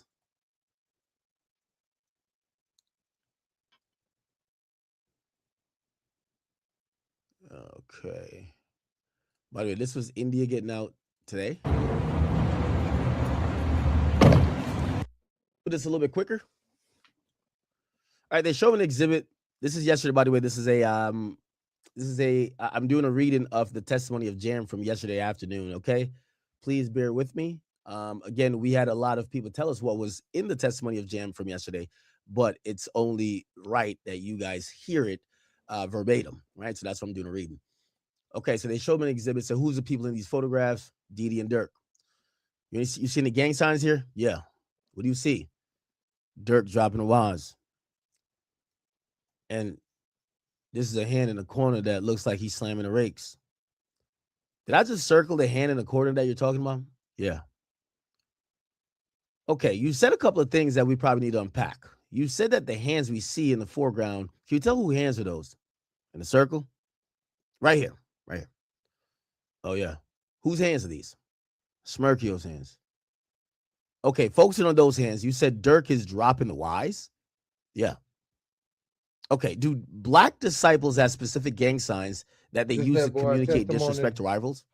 Yeah. This OTF Jam testimony from Is another term for rivals ops? Yeah. Okay, and you just said Durk is objection, leading, overruled. You said Durk is dropping the Y's. Yeah. Can you explain that? If I want your money, they ops. This is what they do with the Y's. You drop them, and it's you disrespecting them. When you say they ops, are they ops to the black disciples? Yeah. Generally? They did a lot of wrong to the BDs. Killed a lot of important people. They've killed what? Are you saying that gang? 051 has killed a lot of important black disciple members? Yeah. Is it important to disrespect rivals who have killed your people? Objection. Sustained. Action. Next question. The hand in the upper left here. Who do you see is this one? Yeah. You see this one? Yeah. You said he's dropping the rakes. Yeah. What is that? Dropping GD. What? Oh, dropping GD. My bad. Can you explain that? Just gangster disciples. It's people we don't like. So gangster disciples, they're like rivals to black disciples, right? Yeah. Kind of sort of like Bloods and Crips. Objection, Your Honor. Judge says, we have a Los Angeles jury. The reference will be understood. The witness could answer yes or no. Or I don't know. It's overruled. Witness says, yeah. Okay, I want to show you another exhibit. Exhibit 156. It's submitted. I want to run this exhibit for you a couple of times, then we're going to pause it. All right? All right, pause at 11 seconds. First of all, do you recognize the location here, the corner of 59th and Princeton? Yeah, that's Taytown. Is that a significant location for the black disciples? Yeah. You say Taytown. Is that a block or a fashion within the BDs like Lamron? Yeah. Okay, when we ran the video, did you see any gang signs being thrown? Yeah. Okay, so what is Mr. Banks doing with his hands? Let me see it again. He's just throwing up OTF.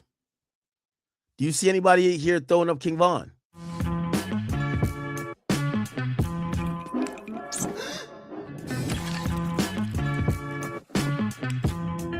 Dropping the wise. You stopped it, so I can't see no more. Yeah, well, let me Jam just getting ask out you that this: is Jam there a by any specific means, hand yeah. sign that's meant to By any memorialize means, King gang. Von? That nigga cutting up. I ain't gonna lie. Yeah. Who made that sign up? I don't know. Did it exist when you got out of custody? Yeah. Did you learn from OTF members? Yeah. Is it common for gang members to create gang signs to memorialize significant gang members who have died? Relevance, overruled. Yeah. Are you familiar with You mentioned OTF already, right? Yeah. What does OTF stand for? Only the family. When is the first time you've heard that term? Man, a long time ago, man, before it even got bigger than what it is. Okay. When you first heard of it, what did it refer to? So, boom, I'm from Lamron, and like before any of that, we used to say OTF a long time ago, but it never went nowhere. Like, it never took off. It never really, it was just us being young. Y'all self to the Was it channel. being Hit that used in a like way button, that could man. refer to what's now known as Lamron? Yeah. Somebody give me the But it just never took off at the 392, man. time. We need to Yeah. hit 392. Somebody Was it give me later the 392. popularized? Yeah. How? Music. Whose music? Durk music, Keith's music, Rondo number 9. You're naming other gang members in the. I ain't even gonna lie. I'm about to stretch like an X on y'all. I'm tired, man. Outside of Chicago who claimed Damn this OTF, shit. I right? ain't gonna even lie. Man, y'all know what it Yeah. is, man. This big head DD. Hey, man, I've been at work all day. Another I objection am from Brian Steele. tired, Your man. Honor, this is I gotta far. get some rest. This is a far field, I I believe. appreciate everybody pulling up on me, man. You know what it is. The judge says the man. last question You was know not, what it is, but man. I could think that we're about to get there. Is, man. You He know would what say, it says, yes, is, I'm man. gonna. It's all right, ladies and gentlemen. Let me I'll be on remind you tomorrow on at the this same time. Y'all that the good reason day. you're hearing